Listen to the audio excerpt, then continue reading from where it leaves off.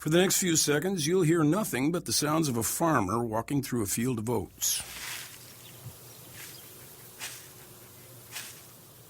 These sounds are brought to you by Pepperidge Farm Farmhouse Bread. You see, life on a farm moves at its own pace, because everything worth doing takes time.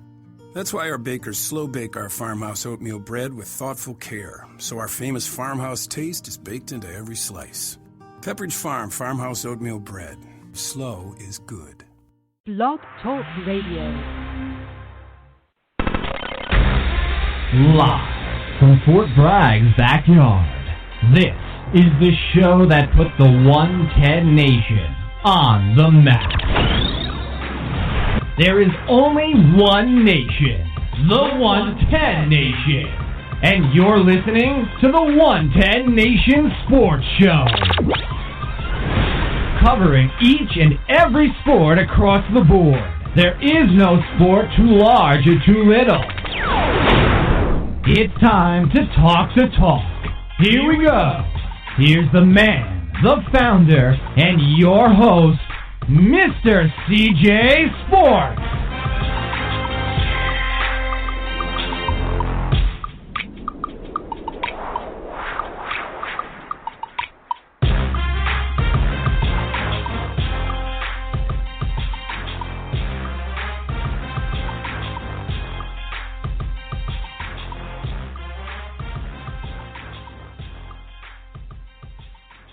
I want to welcome everybody to the 110 Nation Sports Show. I'm your host, Mr. CJ Sports. You can follow me at CJ Sports 1. You can follow the 110 Nation at 110 Nation. Make sure you check us out on Facebook, my personal fan page, Mr. CJ Sports, the 110 Nation fan page, 110 Nation Sports.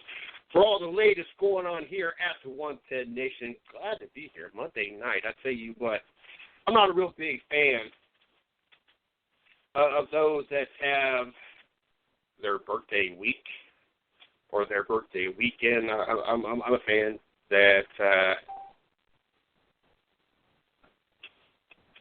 I'm a fan of. I'm a fan of, okay, your birthday is on your birthday. And just like today, daughter, her birthday, turned 18. That's why I actually running a couple minutes late. Just got in. I did a little celebrating with her and got to spend a little time with her. And funny story. You know, when I made the phone call earlier today, Granny was in town, and so you know I looked at it as one. I might not have an opportunity to see them today. Granny comes in town once in a blue moon and everything else. And at the same time, I knew she's in just once. I'm just right up the road. I can see them just about any other day of the week I want to see them. So, it was one of those things, okay, as much as I would love to see the daughter on her birthday, I'm not going to super sweat it because I know that I'm eventually going to get that opportunity to spend the day with her, whatever day I chose. And so it got to the point I had ate like 9 o'clock this morning was the last time I ate. And here it is going on almost 6 o'clock, and I'm just beyond. Well, I thought I was beyond starving. I'm still miserably full right now, and I couldn't even eat all the food that I actually ordered. And so I went to a place called Brooklyn Pizzeria, and you guys need to check them out. Spring Lake, North Carolina, great place. We do a lot of things with them.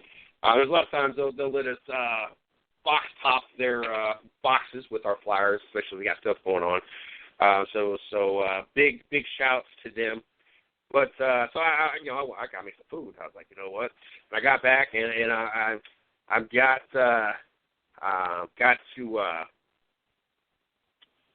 back to the house. Was watching Deadpool and was really getting into watching the movie. And right before I was leaving, that's when I got the notification that come about 7 o'clock. That's what I told them. Granny, that you were coming. So I was like, all right. So I'm gonna get some food. I figured I would actually have room left over that I could possibly get something small or at least, stop and get something from Dairy Queen or whatever. It was kind of the whole mind frame. But like I said, I was miserably, I'm still miserably full, believe it or not. And that was 3 hours ago that I ate. Like, I would just rather right now be laying in the fetal position watching a movie here in the bed versus actually sitting here on the show tonight because I'm just miserably full still at this point. But pick her up, and, I kind of wherever you want to go. Like, I just assumed he was going to get ice cream because I thought they had already ate. And when I picked them up, that's when I found out they hadn't eaten. And, I got my son as well. And so, I started head to Sanford, and daughter's like, I want Brooklyn, which is exactly what I had for dinner. And where I worked like half her life, and it was funny because all those years I worked there, they were tired of Brooklyn, and here for her 18th birthday, she wants some Brooklyn pizzeria. So I'm like, you know what? It is what it is. Already up there, talked to the owner, and both his sons work there now. And told him I'd be back later this week. Didn't realize it'd be just a couple hours later. And, I told him, I was like, look, spend half her life bringing it home and working for the company. That's what she wants for her 18th birthday. But I had a blast with that. But back to my point, I'm not one to have a birthday week or a birthday weekend. Just like last year, I worked. I was off Friday night. My birthday was on a Friday, but I opened on Saturday, and so I chose not to go out on Friday night because when I open on Saturday, it's 30 in the morning. And last weekend, when I had a buddy that I used to work out with that Fit for Life, and I got to make sure that I plug them in since they are part of the 110 Nation now and one of our marketing partners. Make sure you guys check them out at any of their many locations, open 24/7, 365. Good, clean facility. Got everything you need. Make sure you guys check them out on Facebook, Fit for Life. Check them out on the World Wide Web. But I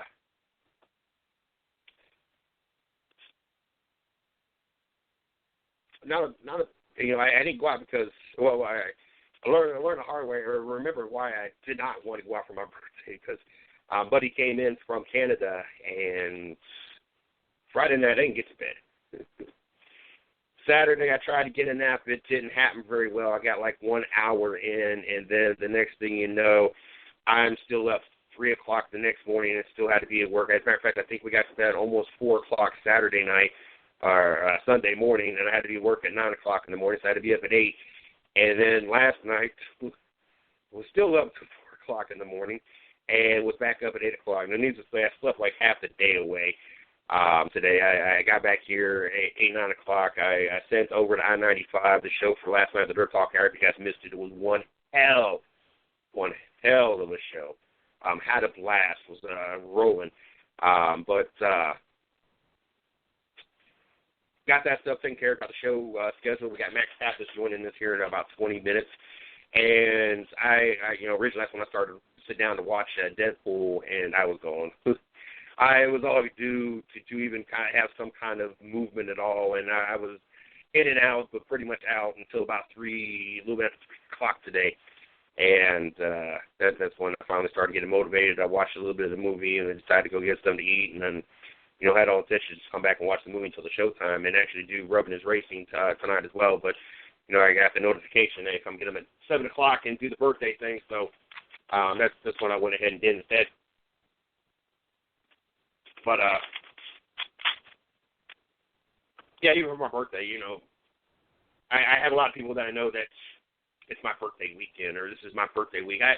I'm not a big fan of that. But with that being said, this is our birthday week. And the reason I say it's our birthday week, there's a lot of stuff going on this week.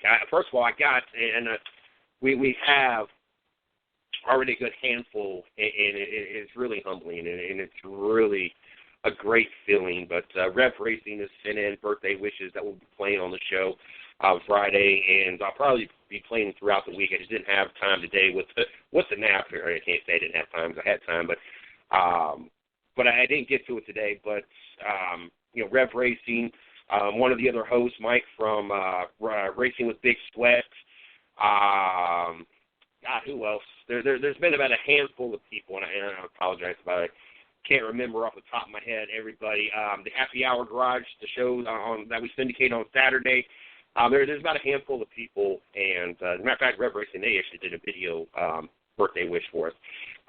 But it's really humbling, and it's really a great feeling. And the reason that I'm going to make this a birthday week, there's just so much going on. There's birthday wishes coming on. Miss Lee has been booking great guests all week, and We kick off this show, or kick off this week, and tonight's show, we got Max Papis joining us, but we also got Kayla Lyons joining us Tuesday night. We got Jay Havens joining us Wednesday night. We got Mason Mitchell joining us Wednesday night. And I think we got some people that are going to be making their way over the show on Friday. So very, very excited about everybody we have lined up. And outside of Max Papis, which we've had on 3 or 4 times, no stretch of the imagination, and it's been a returning guest multiple times. We love having him on. But the guests that she has picked have been guests that have been regulars. Kayla Lyons, I want to say that we've had her on probably about every 2 or 3 months. And Mason Mitchell, we've had him on 5-6 times in the last, not even 2 full seasons yet at this point, and to include almost every last driver that is driven over there for Mason Mitchell Motorsports. And Jay Havens, where we have sponsored the Jay Havens machine, and as a matter of fact, I talk to message back and forth and comment back and forth with Jay on a regular basis on Facebook, and we have a great relationship. So just very excited about having a bunch of familiar faces, not just one day, not just Friday when we actually turn 5 on the 15th, but to have a bunch of familiar faces throughout the week. And to even include Max, which I think, like I said, this is either his 3rd or 4th trip to the studio here. But more specifically, those such as Jay Havens and Kayla and Mason that have just been on. Like every time I see them, I turn around. We're fortunate enough to have them back on the show, and it's just a really good feeling. And I just want this to be a really, really good week. And I'm just hoping that that everything gets accomplished that we want to get accomplished here. And I'm just really excited to see how this week is going to be here at the 110 Nation. And got to thank everybody. I can't say it enough how excited we are.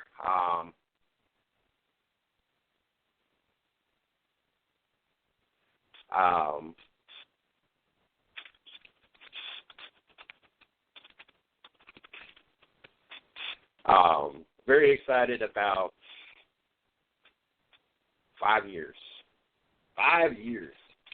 There's not a lot of bloggers and podcasts and companies such as ourselves that can say 5 years. And to know that when we get off this week, the 110 Nation Sports Show for the last time this week, it would have been 5 years that we've been doing this.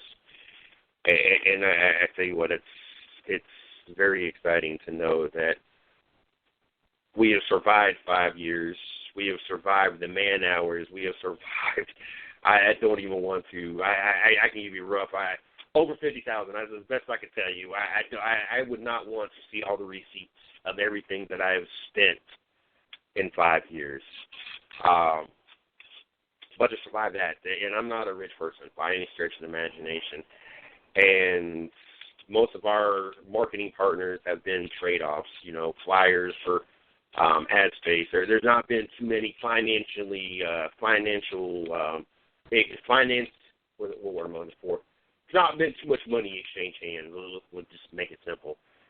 So I tell you what, to be where we're at, to have the staff, 5 years, I never thought, even though our staff is very minimal, I think I say 6 people, 5 or 6 every time. And to know that, when I say that, you got Izzo, our NHL expert, to be on tomorrow night at 10:30. 30 minutes, that's all he's given, that's all he's doing a week. And it's nothing, I'm not trying to say it in a negative way, but that's just what he does. That's what we got him on for. That's what we asked him to do. That's what he loves to do. And so that's, same thing with Racing with Big Sweat. We got him on,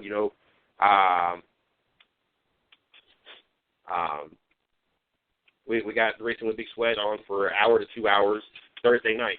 And so there's 2 more names right there, Mike and Steve. And then you got Damian and Chris they got an hour to 2 hours on Saturday night. There's 5 hours. There's 5 of your staff members and you don't even got about 5 hours worth of, work a week coming out of that group. But like I said, that's just, what we brought them on for. It's not a shot that, they don't do this, they don't do that. I don't anybody, gets feelings or think that I'm upset or we're trying to say anything. It's just that's what we got them on here for. Now, granted, Chris does a lot more than just the show, and he does a lot more things behind the scenes and tries to integrate that and help us grow as well. But he's got his own things going on in his own company and everything else. And then you got Miss Lee, and I can't even imagine how many hours she works. She probably makes up for most of the other hours that we have. But that's the extent of the staff. To know that here we are 5 years, and we might not have the biggest staff, but I probably have the most loyal, dedicated, and motivated staff that I could probably have ever asked for to accomplish everything that we have accomplished in 5 years, to reach the masses that we reach on a monthly basis. I tell you what, when this all started this week 5 years ago, I never would have thought in a million years that here would be sitting and I would have Max Papis joining the show tonight, a former NASCAR driver, and has his own steering wheel that most of the drivers use these days. That we was going to have Mason Mitchell, one of the youngest team owners, I think the youngest team owner in the ARCA series, and last year they were the youngest team owner / driver with Austin Wayne Self in the ARCA series, and what he's accomplished, and Kayla Lyons, and having the opportunity to go to the Chip Ganassi event with her and watch her develop and become a successful driver and continue to further her career. And Jay Havens, even the bumps in the road with his injury, to see that Havens Racing is still going strong and doing very well. I tell you what, it's very humbling, and it's a great feeling, and very excited about tonight's show, very excited about this week. And like I said, I just never, no matter how many times somebody would ask me, I'd have never said, especially knowing that we have gone all these years and all these months, all these weeks, however you want to look at it, with no really minimum help and no kind of income to supplement that. And like I said, I've not had the greatest paying job. It's not like I'm out there making $40,000, $50,000 a year. I mean, originally this all was just to kind of supplement an income. I went from bringing home about $1,000 a month to barely bringing home $1,000 a month. So it was one of those things that it was supposed to supplement my income. Didn't know what I was getting into. Once I got into it, I realized that that's not what was going to happen, but I had found what I really wanted to do with my life and what I really wanted to, what really made me happy and motivated. So I stuck with it and continued to do it, and here we are. So enough about, and we'll talk more about throughout this week, is this is our birthday week, but I don't want to consume the show with talks of our birthday week and everything else. Before we get, and I got to say that we're still going strong. For those that are curious, we have the 110 thing here. Just like the 82nd, they go 82 days without a major incident. They get a day off. We go 110 days of consecutive growth now with the new Blog Talk Radio platform.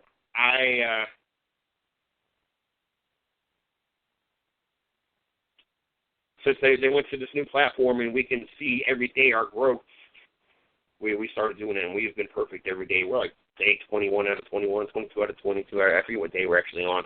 I got it all written down. I ain't sitting over the last 2 days, and I ain't been really in the studio or in the office. So I didn't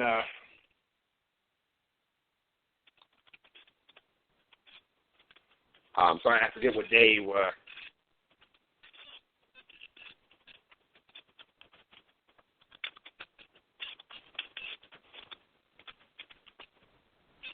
but the streak's still going alive, so I got to be thankful for that. It seems that Josh Ford doesn't want to play football. That was one of the highlights of the fact that RG3, who's not that great of a quarterback, and just happened to be the best quarterback left, so it really is garbage. It was supposed to be one of the highlights of him coming to my Cleveland Browns was the fact that reunites the Baylor connection of Josh Gordon and RG3. And then as long as the Cleveland Browns drafted, right, like an Ezekiel Elliott, a quarterback out of a read option program that was and successful at it and could help open up the run game and the pass game, this could all be a really good fit. But it seems that Josh Gordon just not want to play the sport of football. It seems like something was amiss when Josh Gordon hadn't yet been reinstated from his year-long suspension. As it turns out, the Cleveland Browns receiver failed another drug test last month, according to Fox Sports' Mike Garafolo. The cause for the positive test was a diluted sample. The report also said that each sample Gordon gave tested positive for marijuana, but not the level that triggers a positive test result. However, a diluted sample is considered a positive test. The Fox Sports report said that it doesn't mean Gordon will be suspended again, but after applying for reinstatement in February, this has clouded the issue as NFL Commissioner Roger Goodell considered Gordon's case. Gordon has had drug issues since college. He tested positive for alcohol, and because he is a multiple offender in the NFL's drug policy, that was considered a violation, and he was suspended for the 2015 season. On Monday, it was reported Gordon is living with Johnny. Yeah, that's your whole problem right there. On Monday, it was reported Gordon is living with Johnny Manziel, who was cut by the Browns after his off-field issues. The Browns can't depend on Gordon at this point, which is unfortunate for both the player and the team. Cleveland could use a playmaker on offense, and has all-pro abilities. He had 1,646 yards in 2013, showing his immense talent. He has played in just 5 games since then due to suspensions. Gordon should have been an NFL superstar by now on a massive second contract like Des Bryant and Demaryius Thomas got last season, but just can't stay out of trouble. And what was even more remarkable in that 1,646 yards in 2013, he did that in like 2 less games or 4 less games. I forget what it was, because he was just serving a suspension that year as well. I tell you what,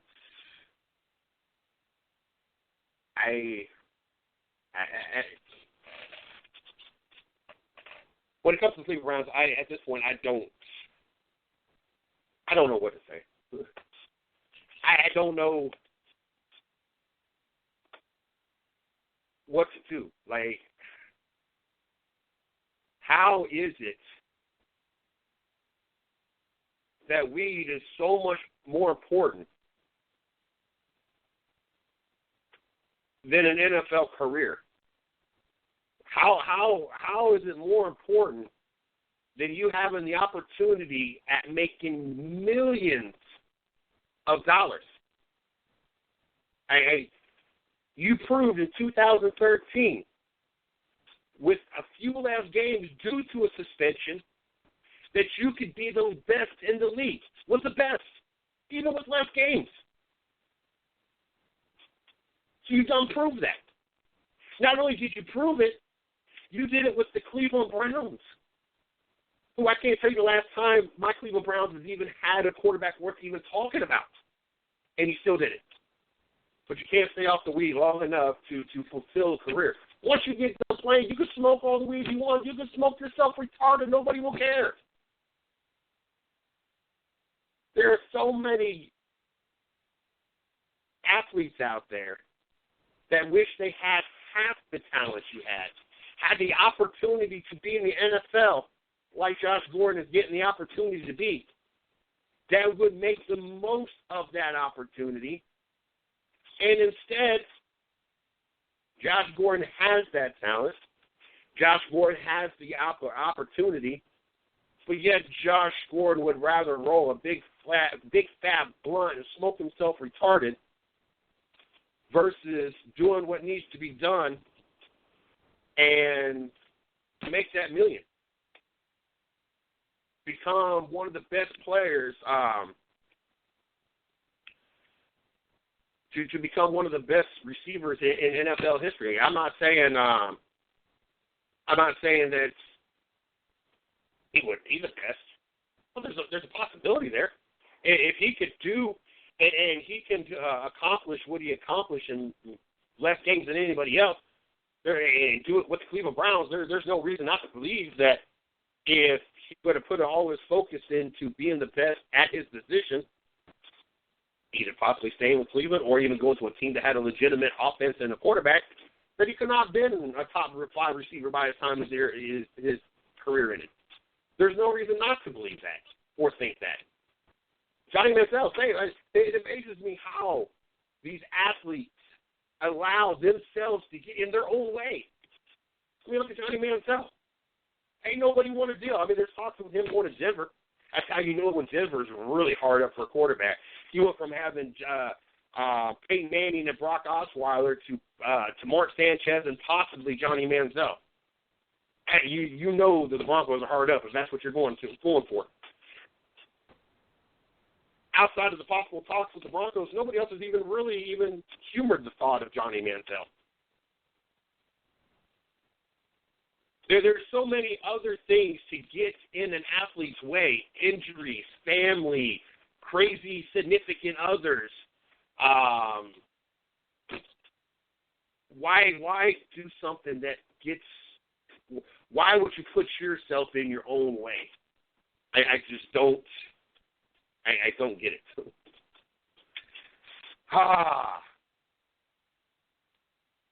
We got our first guest in the studio. Well, we got our only guest for the night in the studio. He's been on the show 3, maybe 4 times already. He was not one of those athletes that lets himself get in his own way. Made it all the way to the top, made it into the NASCAR series, the Sprint Cup series. I think it might have been the Nextel back then when he was in, maybe even though, no, I don't think he was with the Cup. I think he was Nextel era. But got all the way to the top and had a pretty successful career. Learned a lot and helped educate us a lot, and we're hoping to get a little bit more education tonight. It's also took his experience of racing and moved that into a direction and has now become a successful entrepreneur, and the steering wheels that he helps provide these race car drivers a better steering wheel, a safer steering wheel, and a very affordable steering wheel. And looking for the opportunity. Great to have to kick off our birthday week, our 5th anniversary, to have Max Papis joining us again here on the 110 Nation Sports Show. Without any further delay, let's go ahead and get him in the studio. How you doing tonight, Max? How you guys doing? Good to be on the show. It's great to have you. No better way to kick off this week and celebrate our 5 years with having you on the show. So I'm glad that... Absolutely. First of all, let me tell you, happy birthday to you guys. I know that you guys work really hard at it. So happy birthday. Thank you, sir. I don't think we could have started off this week any better.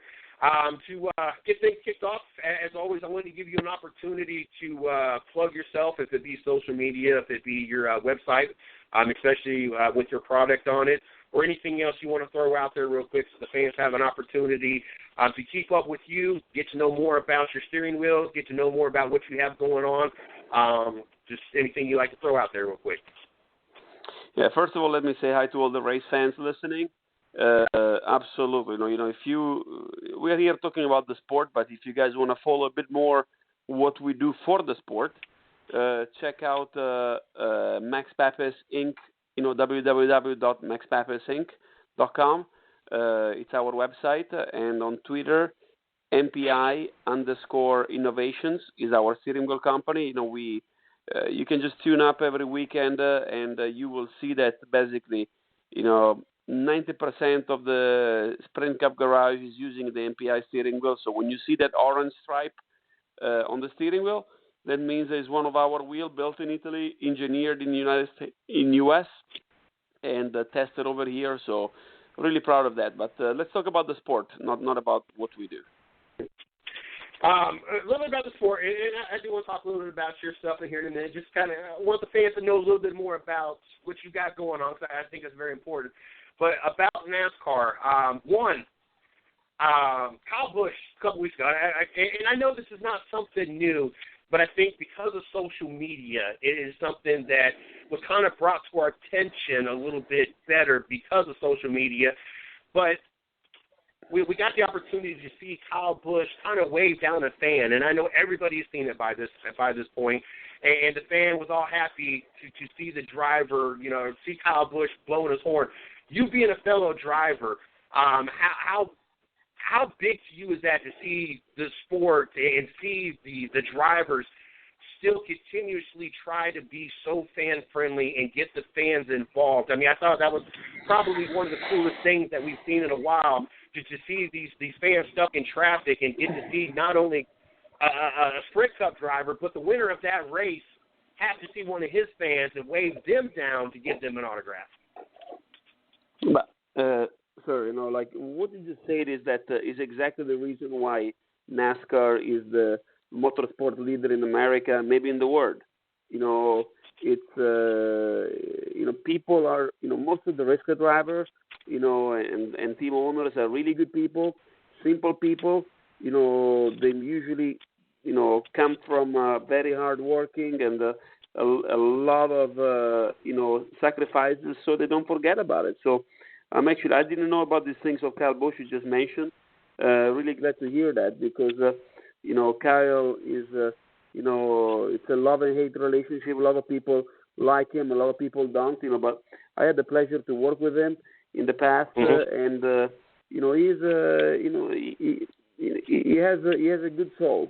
So, he's a tough guy, he wants to win races, and sometimes he comes across, maybe not as fun friendly as he should be, but I'm glad you told me that, because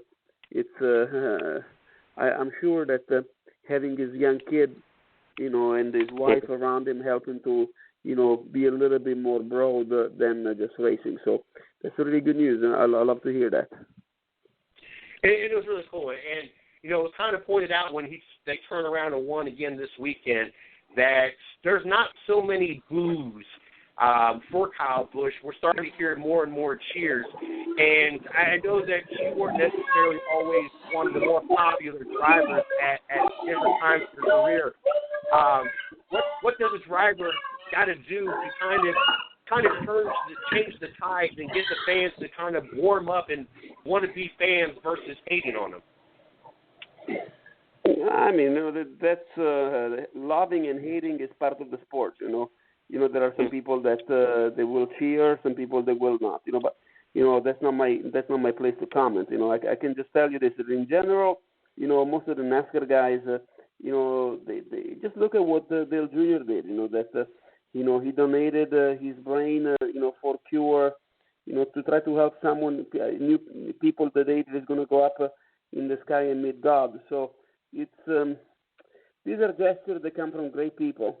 These are gestures that come from people that love God, that love the sport, and it's glad to see that they're representing the sport so well, and the sport that I love and that I've been part and still part of it. So it's that's what I always say to all the young kids. It's racing is just one little part of what you do. It's you're an ambassador of life. So, you represent the dreams of a lot of people that can actually not do what we do. So, gotta think broad. Gotta think about the big picture. It's not just not just about winning races, and there are a lot more things about it. So, it's pretty special. Now, NASCAR at Kentucky last year changed the downforce package, which I think everybody can agree has made much better racing for NASCAR. We've seen the closest finish at Daytona. We've seen the closest finish at Phoenix. We've seen very competitive races. But at the same time, it seems like ever since that downforce package has come into effect, it seems that Joe Gibbs Racing has mastered this new downforce package with all those wins the second half of last year, and to include the affiliation with Martin Truex over there at Furniture Row and their new affiliation, it seems that Joe Gibbs Racing has picked up right where they left off. And it kind of reminds us of Hendrick Motorsports. It seemed like when we had the car of tomorrow and we started changing the cars, Hendrick was the first to kind of master it, and they were dominating for so long. Now we're kind of seeing the same thing. with Joe Gibbs Racing. One, what would have been your thoughts about this new downforce package and what it's done to the competitiveness of the races?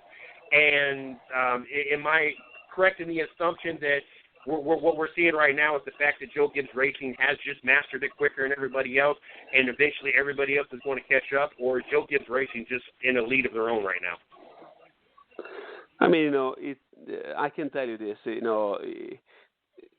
saying it in that way, it's it's the kind of diminishing a little bit what they've been doing in a way. Like, it's Gotcha. The difference. It's month and month and month of work.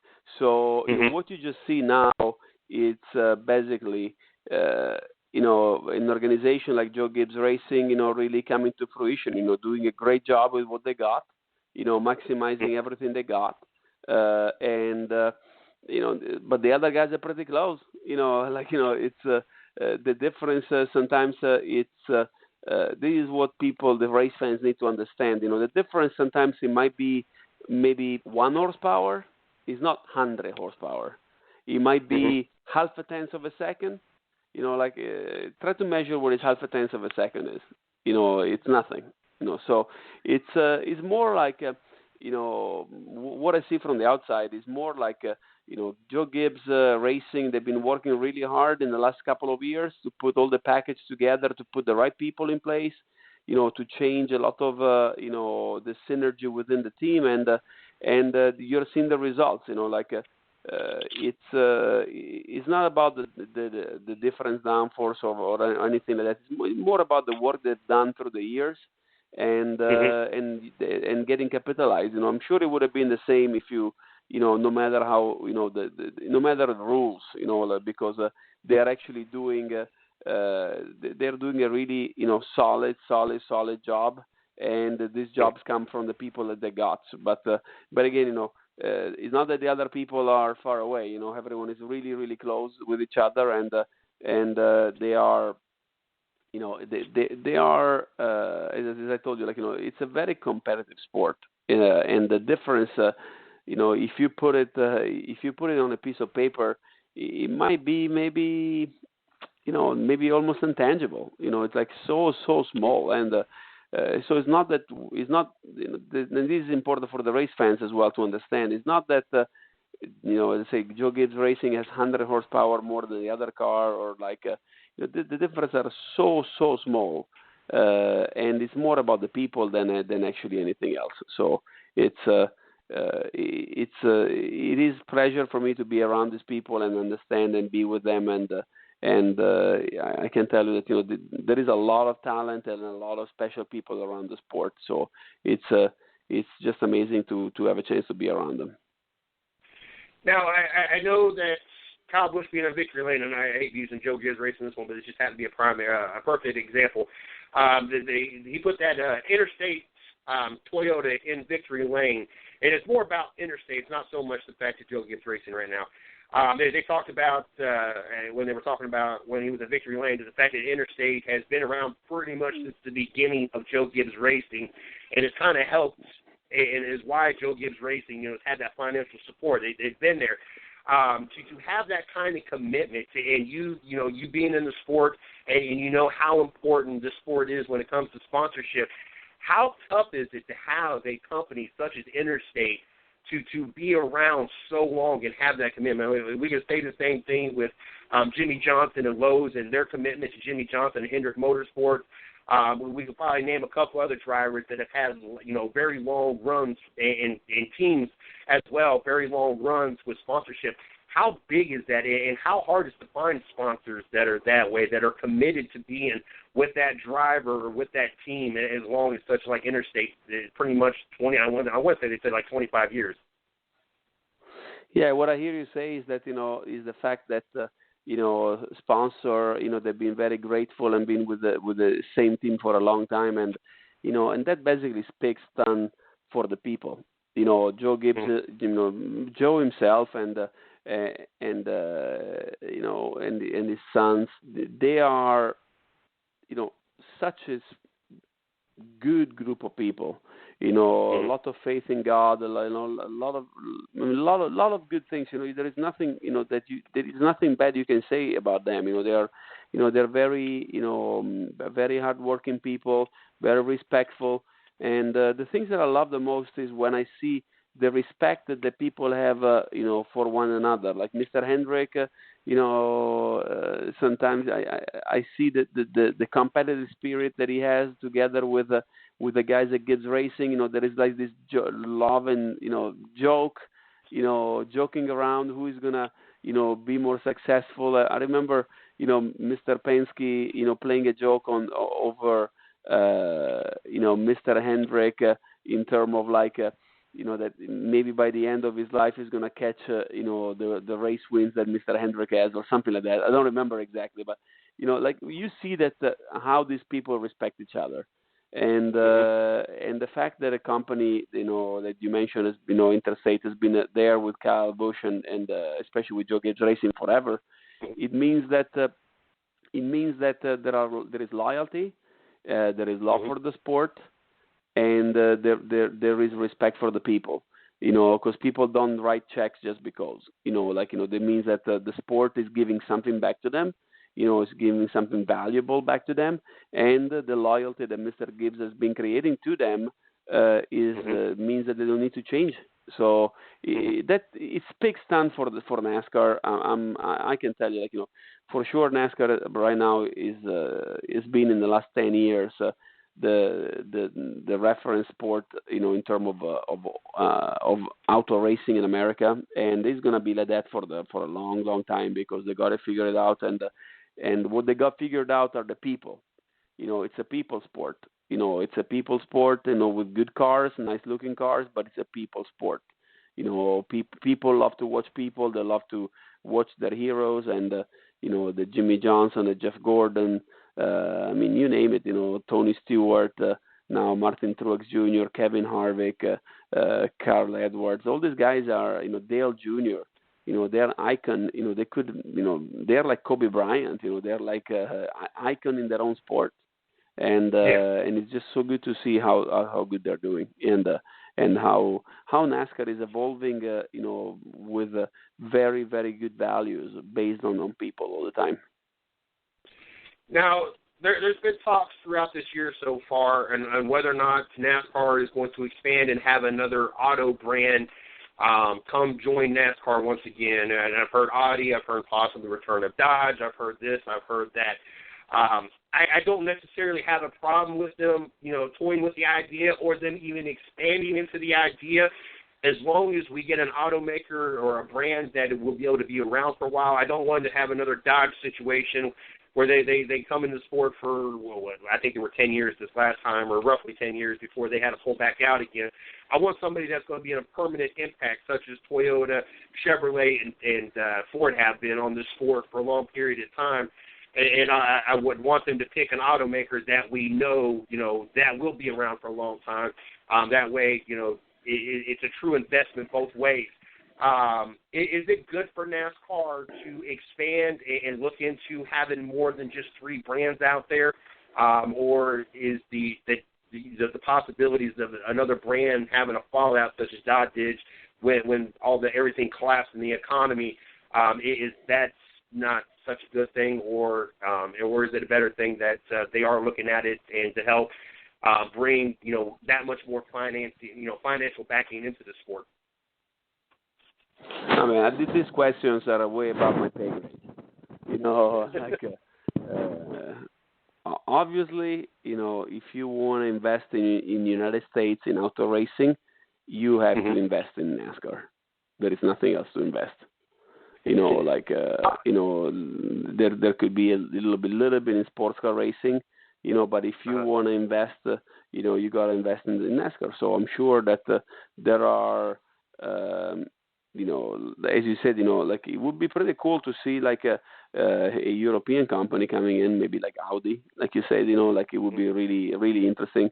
And, I don't know if that will happen, but I can tell you that NASCAR gives a lot to the sport. A lot of things, to the auto racing, and whoever will join it will be good. If it's a good things, not a good things, obviously it's a good things. I believe, if you have more competition, if you have more, more interest in the sport, the more companies that you have involved, the better it is. But again, these are the things that I really love is the fact that people in NASCAR, they know where they're going, they know what they want, they have a really solid plan. So I don't like to speculate. I let them do their job and I do mine. Gotcha. And talking about the brands, and I'm not going to have you speculate, because I know a lot of people are trying to speculate what Kevin Harvick's going to do, if he's going to stay or go with Stewart-Haas Racing. Because of the switch. It is more of, I'm curious in your opinion, if you're somebody, and we watched Tony Stewart, before he formed Stewart-Haus Racing, Joe Gibbs Racing went to Toyota as he was going out, and he was very... Kevin is going to stay with Stewart-Haus Racing. All right, you still there?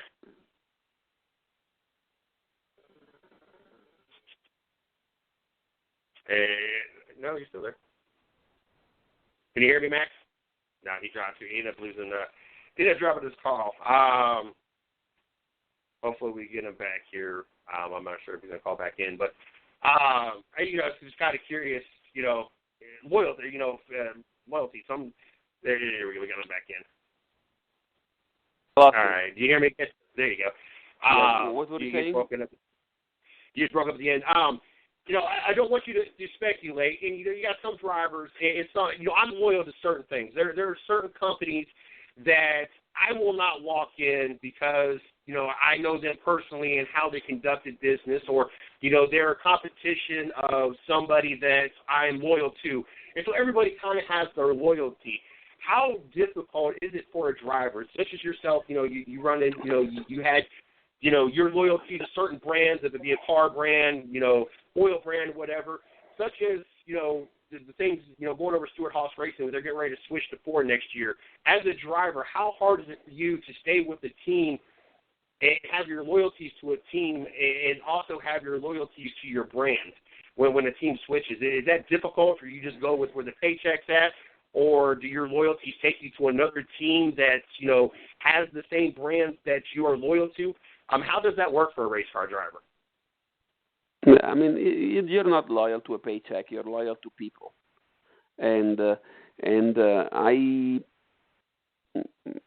I have a hard time to see Kevin Harvick going away from where he is.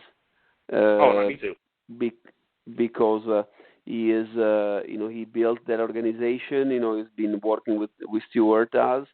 It's kind of a shame, the fact that Stewart has had to move from from Chevy to Ford. I don't really know exactly what happened there. It's a shame because every time it's kind of like when you're married with a person and then you break up and you divorce and you need to remarry with someone else. But that's kind of the sport, But on the driver's standpoint, it's you work with the people that you work with. If then the organization decide to change and move from a brand to another brand, these are usually they're for the good of the organization. So there is I only see benefit in that, and as I said, I've always been very loyal to people. And less, less to a brand, unless it was like a personally, like a personal sponsor or stuff like that. So it's, I think that it takes too long to build an organization, and me personally, I wouldn't even think about, moving elsewhere. I mean, unless there would be a position, maybe at Hendrick Motorsport or something like that, but I have a doubt that there would be any position there. So, I mean, it's an unfortunate situation for the Chevy fan because obviously, they would have loved to see Kevin in a Chevy, but at the end of the day, they can still see Kevin racing in NASCAR. So it doesn't matter what you have in your hand. And I agree. And I do a show with Steve Vilmar, the crew chief, Ken Richmond and Jeff O'Dine, and put Jimmy Johnson in his first Sprint Cup car. And, of course, he's got a lot of knowledge with Hendrick Motorsports. And as many rumors as there is going to Hendrick, he believes he ain't going to Hendrick as well. Hendrick is kind of, the slack and the button-up shirt, and that's not so much Kevin Harvick. Kevin Harvick is Kevin Harvick. And there are just certain people that don't fit that mold to necessarily be part of, certain teams. And I just don't – I agree with Steve. I just don't see that being a perfect fit. And plus – Kevin Harvick's like the man over at Stewart-Haas Racing. I mean, not that he wasn't the man at RCR, but RCR at the time, they were going through their rebuilding stages, and it just kind of was not up to where Stewart-Haas was. Kevin Harvick stepped into Stewart-Haas about the perfect time. Stewart-Haas had just got everything. They were kind of the front runners for Chevrolet at that point in time when he stepped over to them and Hendrick Motorsports, and he just kind of ran with it. And now, he's got the opportunity to just kind of be the man, and everybody else is kind of around him. And I just can't see him going anywhere either. So, I just didn't know how. If you look at it like that, if I would be someone like Kevin, I would look at that as a motivation as well. It's a motivation for Harvick. After you win so many races and everything, the paycheck doesn't motivate you. Are the new challenges. So who knows? Maybe winning with a different manufacturer is a challenge for that he maybe that he's willing to fight for. So I would. If I would be him, that's what, that would be what I would be thinking. All I know is Kevin Harvick won a championship 2 years ago and was in the Final Four last year, and I think he even finished second in points last year. So regardless, I don't care if they drive a Chevrolet, Dodge, Ford, or Dagon. I don't care. A Volvo they drive. He's going to continue to drive Stewart-Haas while he's having success. If they fell off, then maybe there's a possibility he would think about switching. But why would you want to switch when you've been on the top of the top of the top for the last couple of years? So I just don't see it either. I want to spend these last couple minutes that we got with you to give you an opportunity to listen. Not everybody that's listening to the show now has caught the shows you've been on, or even was with us back when you were on the show. I kind of want to let them know a little bit about what you did to help change the sport. What made you decide to get into the steering wheel business, and what your steering wheel has done to help improve the safety of the sport and make the sport a little bit better?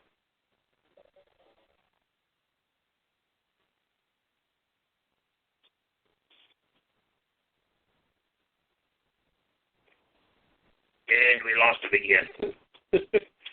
Tell you what, that's how you open up a 5-year anniversary. It's with technical difficulty, just like we ain't missed a beat. It's just like with day one here at What's Station. There we go. You back there, Max? Yeah. There you go. I just want to spend this last couple minutes, give you an opportunity, let the fans know. Some of them weren't around when you were on the show before. Some of them might have missed that episode. I kind of want to let them know what you have done to help change the sport. What got you into the steering wheel business, and how that has helped improve the safety of the sport, and how are things going over there at MPI? Yes, thanks for letting me talk about that. First of all, like you gotta say that even this weekend I'm actually watching the Texas race right now. But this year we won every single race in the Sprint Cup truck and Xfinity. With our steering wheel. And the reason why we're there, MPI stands for Max Papis Innovations. We brought innovations into the steering wheel, into the safety side of the car. Steering wheel, in a race car is like a reverse airbag. So the wheel needs to deform under certain loads. If you crash, the wheel needs to protect your wrist and everything. So we did this job. We worked really hard with NASCAR, with the R&D department to improve what was already pretty good and go and take it to the next level. So that's why you see, every time you see the orange stripe on the steering wheel as an MPI steering wheel, and I'm pretty proud of how we are, developing our brand. We went from nothing, to now be a stocker market leader, and it's a real pleasure for me see where we are and what we're doing, and mainly making the sport a little safer. I'm glad that every time you see a wreck or something like that, I know that we've done our part to protect the driver, driver hands and driver hands and wrist and forearm, because that's a really, really big part of what we do, and and I feel that we continue to grow the sport and help in any way we can. So it's all good. We I keep adding to what I know and trying to help in the way I know how to help.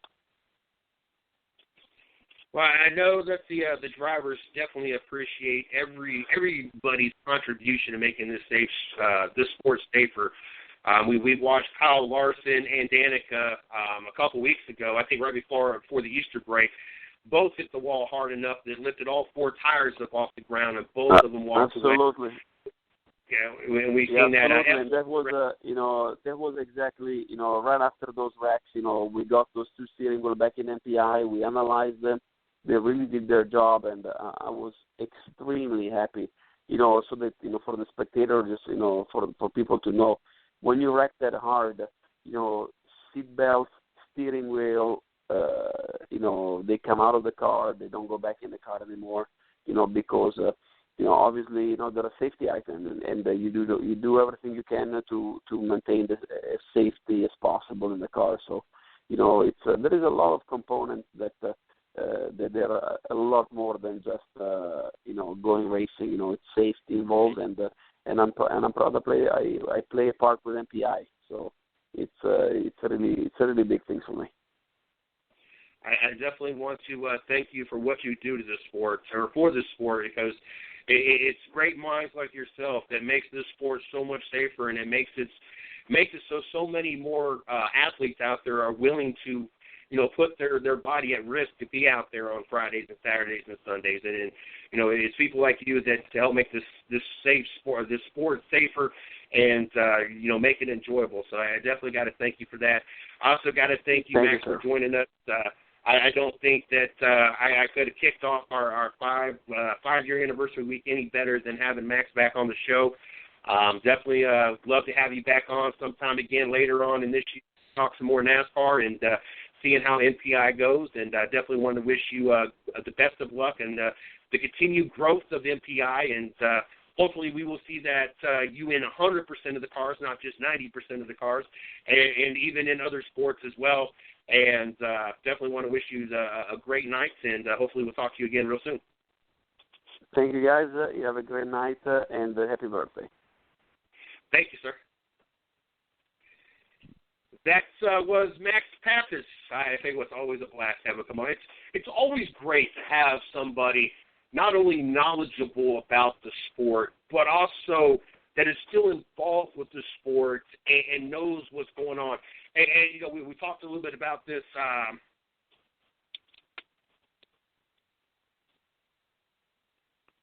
We talked about this with Steve Billmeyer, that the disconnect with fans with Darrell Waltrip, and I kind of I said that Jeff Gordon has come around a lot better than when he first got on. It was almost unbearable to listen to DW and Jeff Gordon when Jeff got on there, but he's gotten a lot better with it.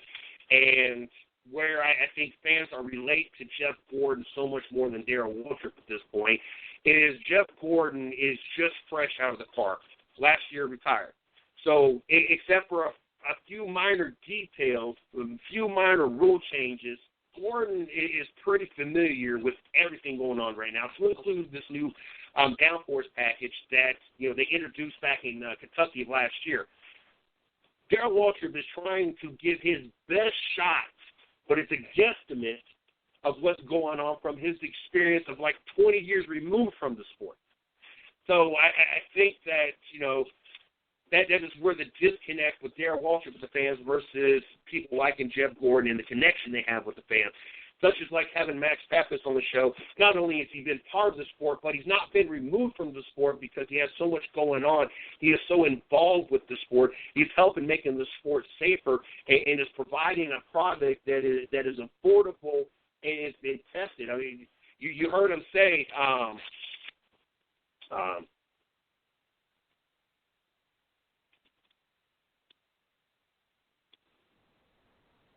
You heard him say that they took the wheels back and tested it, looked at it to make sure after those hard wrecks and was happy with it. I mean, not only is he just putting a product out, anybody just put a product out there, but when you actually care and you actually go back and make sure you got the results and the safety and everything else, it's easy to just to show up to signing autographs or autograph sessions or float around your name because you're a part of the sport. It's easy to say, you know what, I'm Max Papis, blah, blah, blah, blah.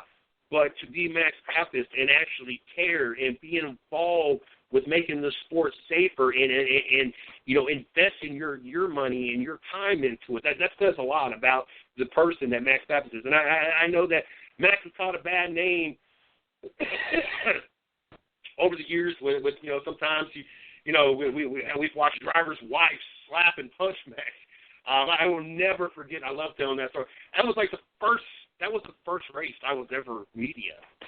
The truck race. We were at Atlanta. I forget where the trucks were running. They were on a road course, and Max was another driver, and I forget what driver it even was, that got all got wrecked, involved in a wreck with each other, and here we are in the media center, and here this goes on, and then you watch after the race, and you saw somebody's wife, or I want to say it was the opposite driver, it might have been his, but I think it was the opposite driver, wife came up and slapped him or punched him or something. I think slapped him, and that media center went crazy. Like, I knew right then, hey, this is definitely me. This is my first race, and even though it's not at the track that I'm at, it's not going on in Atlanta, here I am, and I'm getting the opportunity to see the reaction of the media. I'm getting to get the be part of this, because of course in the media state there's like 30 TVs. You don't miss nothing going on.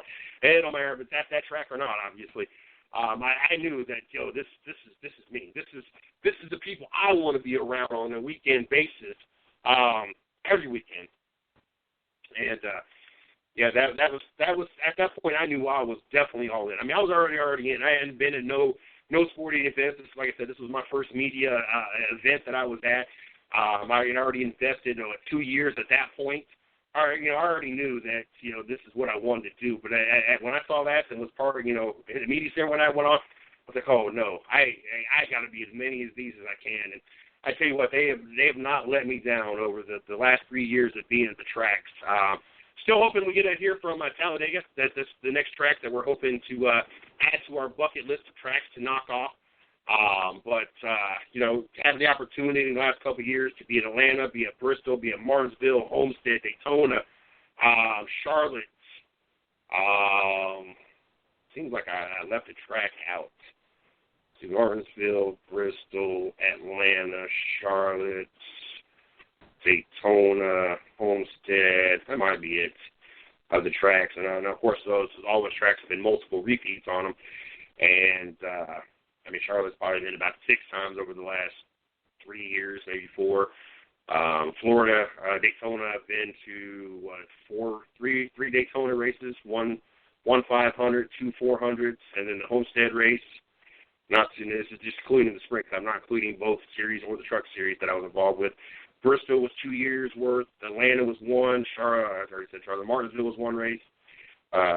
So I have had a blast. I've gotten to hear some of the funnest the interviews that I've probably ever heard in my life. As much as I am not an Earnhardt fan, Junior by far is my favorite person to have win a race and listen to in the media center. Definitely had a riot with him in there when he won Martinsville 2 falls ago. When he got his first grandfather clock, I want to say that was Steve LaTarse last year, if I'm not mistaken. I think they was hoping to win a championship that year. If I'm not mistaken, I can't remember. Maybe they were already eliminated. Maybe that was the year before they made the chase, and he won the race. I think it might have been the first race of the chase or something. I can't remember now. But all the events, I tell you what, we didn't do a lot here at the 110 Nation for the first 2 years. It was just all new to me. I've told this story a few times. This whole media path and being part of the media. Even when Miss Brandy came to me with it, I didn't believe it. Even when I gave her the money, I was like, even when we was driving to Atlanta, I still had my doubt. I'm like, we're going to get down here. I'm going to be stuck buying a ticket or coming back. This is going to be a waste of a trip. I see this already. But, you know, we didn't do that for the first 2 years just because I didn't know. This has all been learning. Like, until last year when we actually became the 110 Nation LLC, we had no clue. And don't get me wrong. Last year, we still been learning. I am still learning and have made mistakes. But the first 4 years, there was a lot of learning. There was a lot of starting over. Every time I changed the domain, because I didn't know what we was doing or where we wanted to be and what we wanted to be called, and I didn't really think about it every time I changed it. I was essentially starting over. And then, you know, the unemployment and letting the domain go, and so we lost 110 Nation Sports. So we had to change it to the 110nationsports.com, where we're at now for the blog site, which just essentially erased everything we had worked so hard the year before. And we had really established ourselves, even in just that 1 year, so much that they were wanting to, the person that bought the domain from underneath us, they wanted to charge me hundreds of dollars just for that domain. No other, just that domain. I just said, you know what, I'll spend $15 as done in front of it, and I'll just start over. As much as it killed me to do that, I was not spending hundreds of dollars to buy back something that I had built a reputation on, that I had built the weight behind that name, that I'm not going to say that there was a lot more than just I. We had some excellent writers, more specifically one excellent writer. He wrote 4 or 5 pieces a day. Miss Lee, you know, and knew what she was doing. and I just want to make this perfectly clear, because it's not that it's not all about me, and it's not I just, when I say it, it's just out of saying I. It is we. There's never just an I here at the 110 Nation. Without Miss Lee, there would not be the 110 Nation. Without Chris Creighton and everything he's done behind the scenes, we would not have we would not have any really we would not have any dirt track presence. Now, my phone, oh my God, I go through battery. I had to put my phone on the charger probably 3 times a day and get a full charge, because there is so much activity going on just on the dirt track side of the house. If not for Steve Vilmeyer and Racing with Big Sweats and the NASCAR and other group affiliation to include, which had brought in the Happy Hour Garage, there would not be where we are in the 110 Nation in our racing presence. Without Izzo and his NHL experience and background and the fact that he plays hockey, we probably still would not even be talking about hockey hardly at all. At least we get 30 minutes a week. Without Shorty, I would not have gone to most of the events that I've gone to. I would have not been to the last 2 Chip Tanassi Town Garage events. I would have not been able to go to half the races that I went to, at least half the races, if not all the races, over the last 2 years, because a lot of that financial backing that made it possible for renting the cars, the fuel, the lodging, everything that went involved with it. And she didn't go to every race. So there for a while, she didn't go to any. As a matter of fact, I think she went to Kentucky late summer, fall race. She went to the Homestead race, and that might have been the only race she went as media. And then, of course, she traveled with me to Daytona. We had hot passes, and we went to the Coke Zero 400 a couple years ago, and went with my family.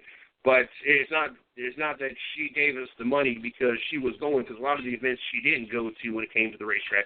She didn't go to the Hall of Fame stuff. When I got the opportunity, when they introduced the whole elimination process in this new case format, when I got the opportunity to go down there and do the interview, she was a part of that. There's a lot of events that she has not been part of, or a lot of tracks that she's not been involved with or been able to go, and she still was able to provide an opportunity, if it be financially, a car, whatever the situation or case might have been, to go. So I try not to use the word I, but usually when I'm talking about myself, I use the word I. But and I want to make sure, I hate when it sounds like I'm saying I, and I do not, by any stretch of the imagination, want anybody to ever assume that I think that I did this all by myself and this is all about me, or without me, this blah, blah, blah. Anybody could have done this. I just happened to be in the right place at the right time, had the motivation, and came across the right people. Do I think, the right person could, anybody else could have done this for 5 years and have the success they have. I think there's a few people out there. There's just not a lot of people, unfortunately, that are motivated. A lot of people that after a few years of something, usually even a few weeks or a few months, if they ain't seen a return on their investment, they're done with the project. I am fortunate enough that this is not, originally, yes, it started off as me making money, but that's before I even knew what I was doing. Once I found out what I was doing, it quickly went from me working on making money to me doing something I truly love, given an opportunity, because right out of the bat we got involved with a bunch of different charities and foundations. So it turned from a way for me to possibly make money to quickly becoming an opportunity for us to talk sport, to get involved with charities and foundations, to it became a place where we want to provide careers for people. And that's quickly how, things change, and that's, where we're at now. We want to be in a building. We want to be on 24/7. We want to have a staff. We want to provide not just jobs.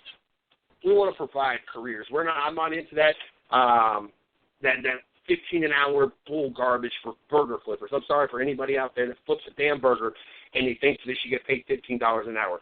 First of all, I flip burgers. Nobody deserves to get $15 an hour to flip burgers. I don't care what the economy is. If you want a better paying job, better yourself. I'll go ahead and put my business right now. I barely make more than $10 an hour the job I make now, working about 39, 40 hours a week. I've made much more, as I said earlier in the show. I was bringing it home, bringing home $4,000 a month. To now, I probably bring home about $1,200 a month. That's where I'm at this point. Right now, my life is not about money. Right now, my life is about my family, the 110 Nation, God, and friends. I mean, that's pretty much what it's about. My job works for me. If I feel that I should be making more, then I would go look for better, improve myself. My job works for me because it works around my 110 stuff. I never have to work past it. Well, I'm not going to say never. Very rarely do I ever have to work past 8 o'clock because they know I have a show. Any weekend except for one, and I didn't even put in for that weekend because the boss lady already told me a month out that, this is their yearly trip, and, they go to the whatever basketball tournament, CIAA tournament, every year. So that weekend in Atlanta, I just didn't put in because I already knew ahead of time. Any other events, I've been allowed to go to. There has not been a time that my boss has said, you know what, I can't give you the weekend off. They do everything to work around my work schedule, my children's schedule, and when I was living with Shorty's schedule because of her working and her kids. That was just how it worked out. And so, yeah, I would love to make more an hour, but I don't feel that I necessarily deserve more than what I make. And if I want to make more, I'm going to make more, or I'm going to do myself better to make more. With all that being said, though, I don't, here at the 110 Nation, when we finally get that, we finally get that building, we finally on 24/7, we finally have a staff, I don't want to, at the same time, just provide a job. I'm not saying, I'm going to provide $15 an hour, but we get in that place, I want to be able to provide $10 an hour, $12 an hour, an opportunity that I know that my writing staff, that is what they're focused on. I'm not worried about, okay, the guy's got to go to work at this time, we got to have a babysitter, my bills are not going to be paid, what about the mortgage? I want to be able to provide an atmosphere that I am going to get 100%, 110% is the reason why that's why we're even the 110. It was originally 110 Sports Talk because we go above and beyond. I want to make sure I get 110% out of my staff, and I strongly believe if I invest into them and give them a career opportunity, not just a job, I'm going to get a career performance out of them, not just a job performance out of them, and that's what I believe. Like, I'm not into this whole $15 an hour to flip burgers, and I'm sorry, but you might disagree with me. You might think a burger flipper should have made more than someone that just writes about sports, but if you knew how much time that was actually invested into what we do, and how much work was invested versus just hitting the button that tells you it's halfway, flip it, turn the button back off, put the burgers in some bin that's going to sit there and get old and everything else. Yes, I've worked in many burger businesses. I know how it works. You're sadly mistaken if you feel that you deserve to make $15 an hour, or that you feel that you do more than what some of these people do behind the scenes. I might not like Stephen A. Smith. May not like Skip Bayless. I guarantee ESPN gets a good money's worth out of what they invest their time and what they do for their show. I can pretty much guarantee you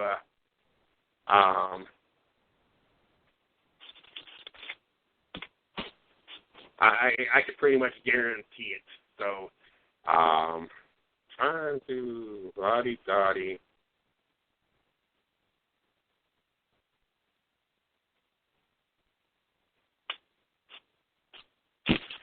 I tell you what, I really should have grabbed me a bottle of water while I was out before I got home today, because I tell you what, I am beyond thirsty. And I tell you what, when I get off this show right here in about 30 minutes, I am going to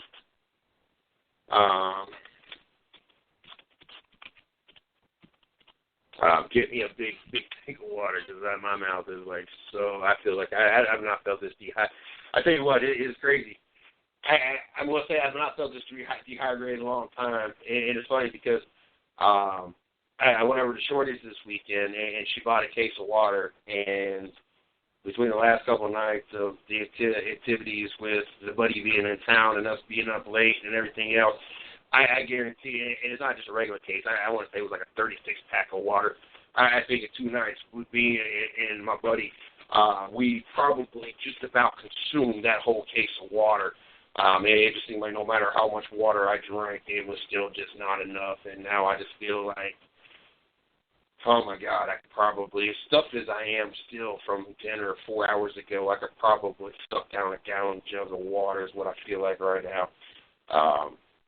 Definitely kicking myself in the butt for not picking up something to drink on the way back from dropping the daughter off. But yeah, I hate it when it ever comes off. It sounds like I'm trying to say it's me and I. Never. And so I just want to make sure. But I tell you what, fun times. This has been this last 5 years. Studio's been, I've just been a few minutes talking about this, and we're going to talk some more sports. And I got another guest joining us. Shorty's going to help us wrap up the last 30 minutes of the show tonight. So we do have that. And I want to talk through a little bit about one thing as well. We was already, 2-3 years into this when, almost 3 years, just short of 3 years, because Shorty and I have this time around been around each other for just over 2 years now. So, yeah, we were just short of the 3-year mark.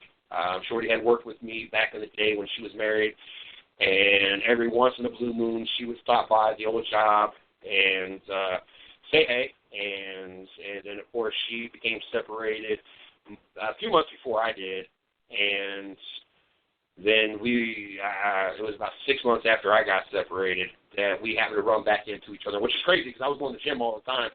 And she works, like, literally right next door. Like, her where she works at still, it butts up right against the gym. And it took about 6 months before we actually crossed paths. And I think I might have seen her once or twice walking to her car back. I can't remember. But it took about 6 months for our paths actually crossed, and then we've pretty much seen almost every day have seen each other since then. Kind of let her talk a little bit about that. Because she's not going to have an opportunity to join us on Friday's show. And normally she works on Monday nights, but she has stuff with her kids tonight for school, so she's going to be working tomorrow, so she won't be able to join us tomorrow night. She'll probably be back with us Wednesday, but she won't have an opportunity to talk with us Friday. And this being our happy 5-year anniversary week, kind of want to talk to her a few things about that, so we'll get her on. But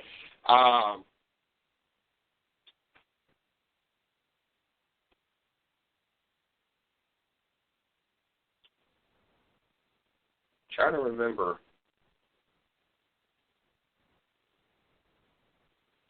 where I was going at with it before I brought it back and she didn't join us. I knew I was going to kill a few minutes since she's joining us. And we're also going to talk sports, but I don't know. Oh, the most nervous. I think by far the most nervous I was. And there's been a couple of times I've been really nervous.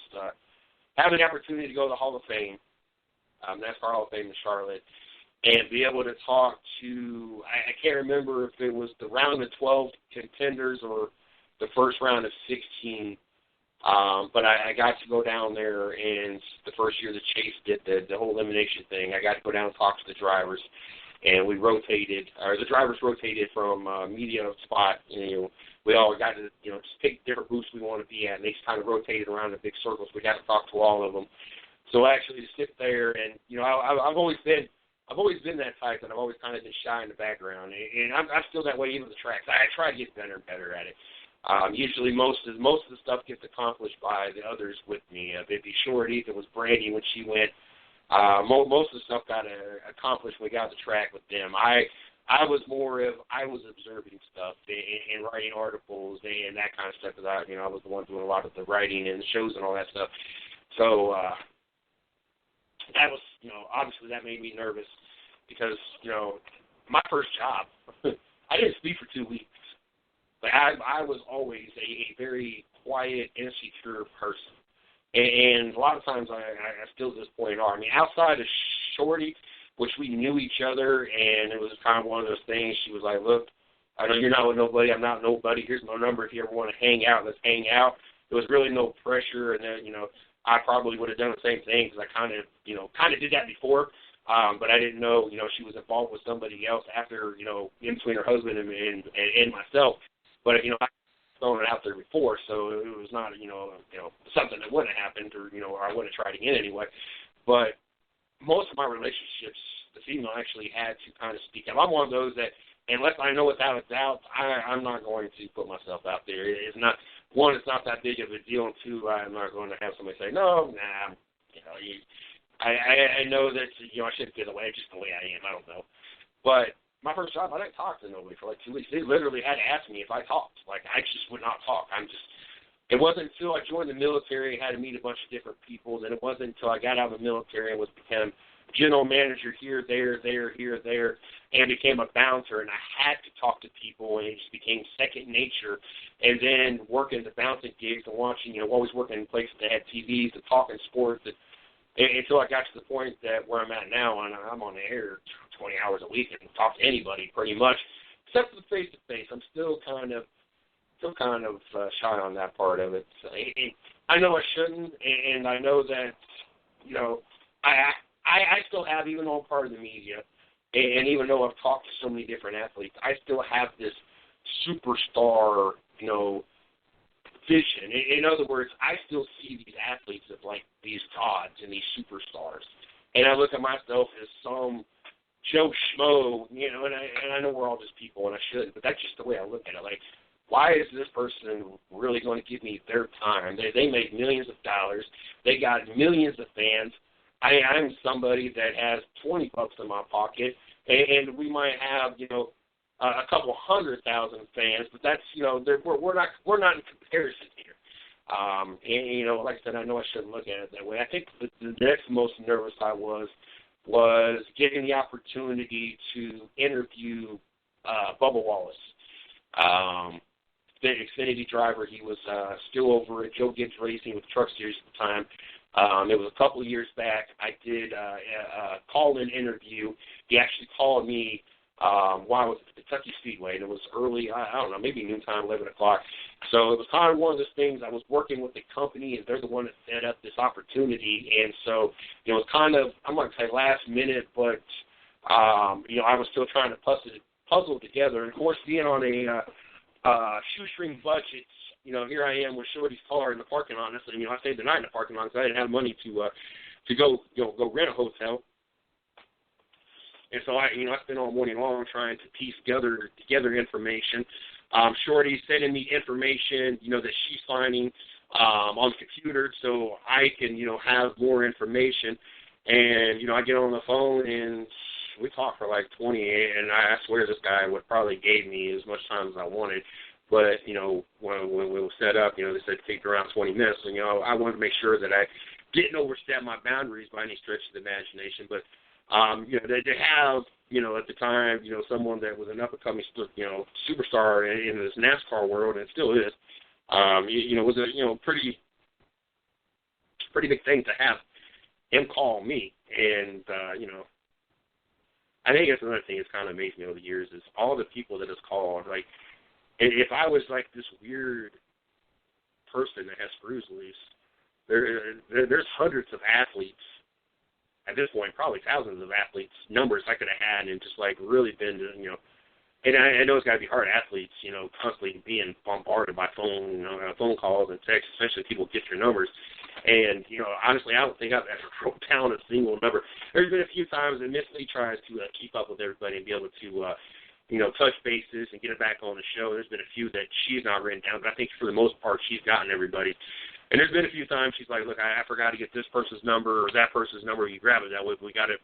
I got it for the records. That way, we can, she likes to, thank them and keep in touch and make sure that we can get it back on the show or whatever the case. And I get off the show and, I'm just so used to not, I look for the number that she sends me or tells me to look for. And that's the other reason why we get the numbers. Or she gets the numbers because she lets me know what number to look for in the studios. We have people, call and hang out in the studios and show that way. I looked for the number, and then that's the last thought I had. And, both times, she asked for the numbers, and I just thought about it. It was supposed to be the second time last week, and I still forgot all about it. I don't think none of that. That's not my business. And, I know it's all professional, and there's nothing that there's nothing I would do with that number wrong. I cherish what I have and work too hard to be where I had to do something that stupid, but I have no purpose of having them, so I don't keep numbers. I don't know. It's funny the way it is. But my most nervous though had to be when that same company set me up with the interview with David Reagan and R.J. Mitty of Breaking Bad, and was actually working for NASCAR for the day, and was writing an article for NASCAR.com. And, for those that listen to the show, and I've had people call, that tune in on a regular basis, and I don't know this until they tell me. And, there's been I forget who, the guy that I hung out with this weekend. He told me he'll tune into the show here and there. And he's noticed that I've gotten much better. English was my worst class. And Shorty asked me in the studio. I'm getting ready to plug in here. English was my worst class. And I don't know the difference between a verb, an adjective, an adverb, a pronoun. I could care less the dialect. It's just like I always thought it was, I had a conversation or I'm going to have a conversation. Whatever. You're supposed to use converse at some point instead of conversation. And I know I still jack it up. But he talks about how I've improved so much. And so to know that I don't necessarily use the words the right way, and I think is one of those words that I use and I'm not supposed to a lot of times, and got it right. And I'm kind of representing the representing the 110 Nation. I'm writing for NASCAR.com. This is an opportunity to get exposure for 110 Nation. And you're wanting me to write an article knowing that me knowing that I am not the best writer in the world. That all that together just made it a very intense moment for me. And, the experience was great and did a phenomenal job and everybody loved it. And, I blew these people away because they were like, you ain't going to write nothing down. You ain't recording nothing. Like, I just observed everything and took everything in. Like, as we were walking away, the one girl, not the lady who was escorting me that worked for NASCAR as well, but the other lady, she said that, she asked the lady I was with that was escorting me around, she's like, you ain't going to write nothing down? Like, and she was like, no, like, he's got this. He's got it all up there. He's going to, and sure enough, that's what I did. And, it's kind of one of those things that, I can't even impress myself on what I accomplished there, but that probably had to be in the 5 years so far, 4 days short of 5 years, probably my most nervous, event that I've gotten to do and whatnot. But, if for those that are tuned in, tonight, if you're new to the show, normally there's a lot more sports. And like I said, we got Kayla Lyons, up-and-coming driver, joining the show this week. We got Mason Mitchell, team owner over there at Mason Mitchell Motorsports in the ARCA Series, joining us this week. We got Jake Havens, race car driver. Injuries took him off the track, but team owner. We got him joining the show. I'm sure Miss Lee's got some people joining us Friday. We had Max Papis on earlier in the show. Normally we talk a lot more sports, but this week is one of those weeks that, you know, we didn't have the show rubbing us racing early tonight because I was out with the daughter celebrating her 18th. But this is one of those weeks that there's going to be a lot of talk this week of the last 5 years. I mean, it's a milestone. It's something not everybody gets to talk about or be part of. And the six of us, you know, we get to talk about this. Some of them have been around 1 year. Some of them have been around 2. Shorty, get ready to plug her in. She's been around 2 years of this. Miss Lee's been around 3 years of this. You know, if Miss Brady wouldn't have passed, she would have been around at least 4 years of this. You know, it's not that she just left us. You know, unfortunately, you know, God, you know, decided it was time for her to leave us. But it'll be one of those weeks that, you know, it's kind of why the guests we've had scheduled this week are coming on. That's why we got the audio clips and the video clips that we're going to be sharing throughout the week of being wished happy birthday. These people have been on, and we got great relationships with them. And so that's kind of what this week is going to be like for us. It's an opportunity to kind of walk down memory lane and kind of let you know what it's like for us after 5 years and some of the experience. And, you know, we're going to have, like I said, tonight, we're going to spend a little bit of time with Shorty tonight and probably Wednesday night talking about her experience with the 110 Nation because, unfortunately, she will not be able to join this Friday because she'll be at work. But she'll be sending in a clip to be part of the show as well.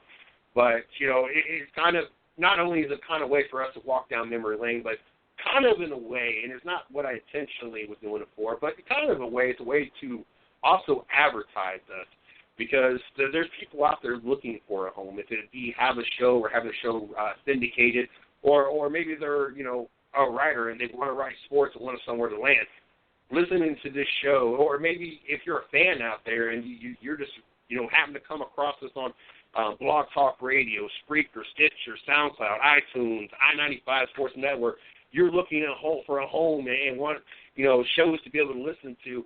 You know, listening to our stories all throughout this week, mixed in with the sport, might make you feel at home. Might make you, you know, what this is a place that I would love to go work for, or have my shows played on, or be able to listen into. And you know, that's kind of, you know, what this week is going to be like. Not, you know, like I said, it wasn't intentionally for advertising purposes and promoting ourselves, but, you know, after listening to the story, there's got to be people out there inspired, even if it's not to join the 110 Nation, be like, you know what, I would love to go do that. I would love to have my own show.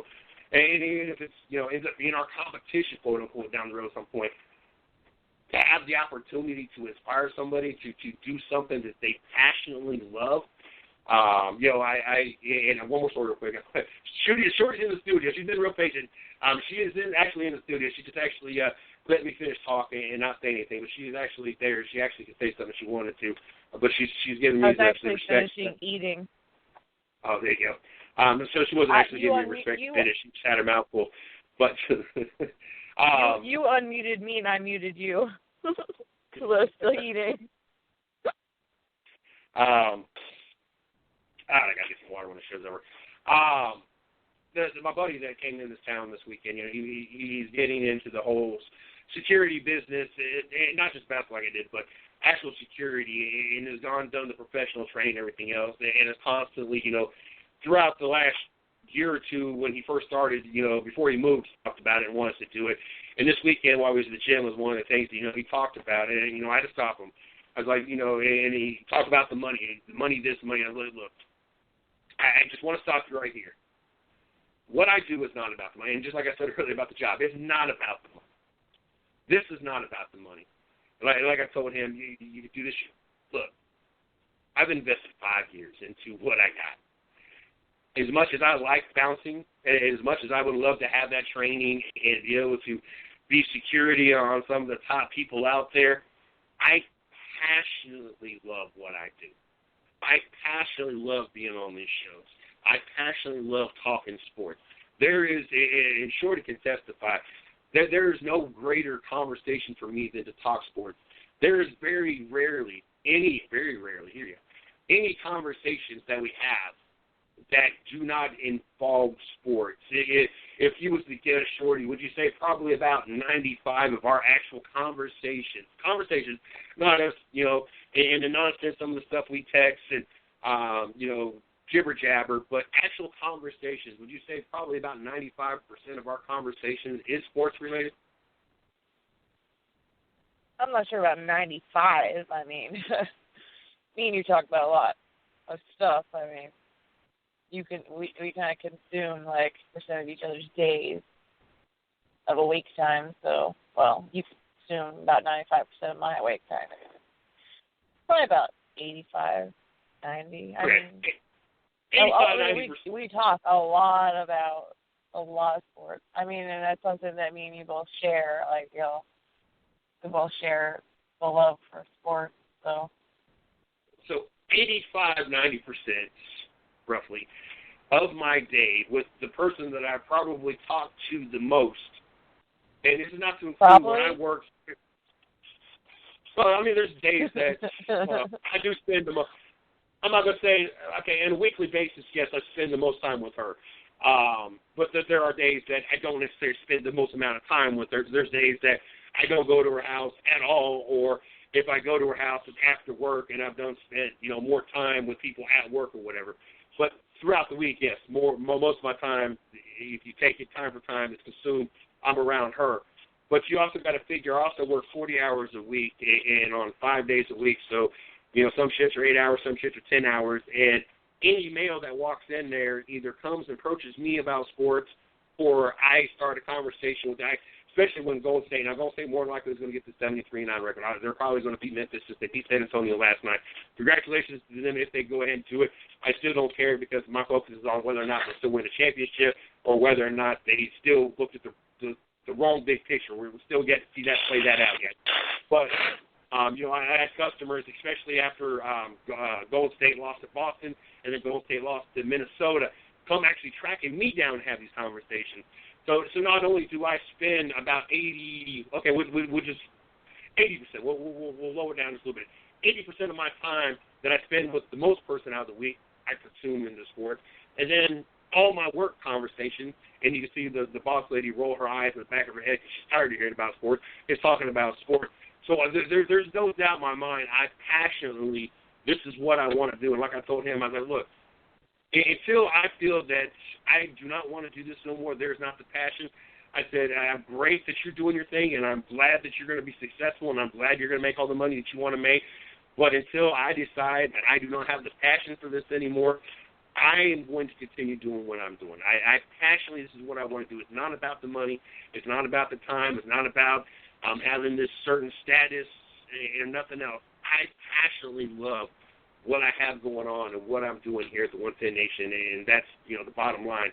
Like I said, I could look for better paying jobs. I could go ahead and better myself and get a better paying job, but it's not necessarily about the money. It's about what I passionately want to do, what I love to do. There's nothing worse than being stuck in a job that you don't like to get paid more versus, you know, me doing this, and even though it's for free, actually it's costing me an arm and leg. At least I love doing it. I couldn't imagine being in a job that I couldn't imagine having a. I don't know. I like my job though at the same time, even though I don't make a lot of money. I actually like my job as well, so it all works out.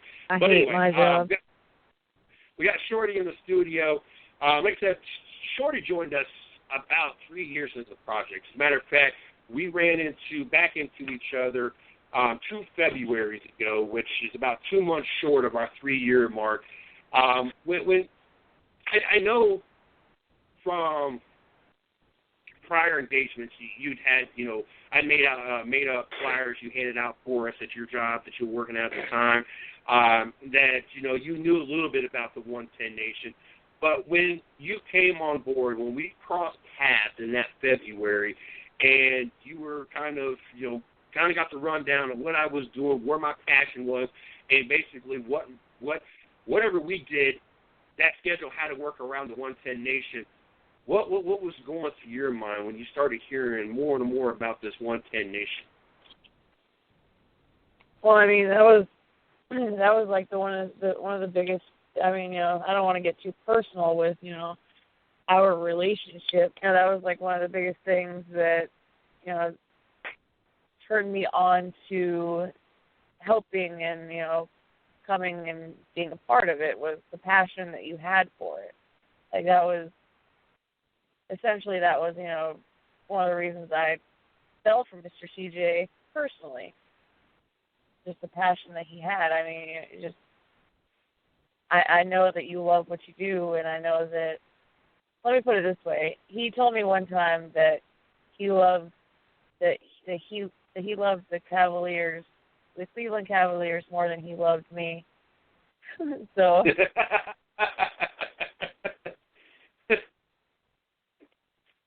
so what did I mean, you this do is at to the become a beginning. Cavalier fan? This is before, I put my charm on and, made him head over heels, but I'm not sure how he still, how he stands right now, but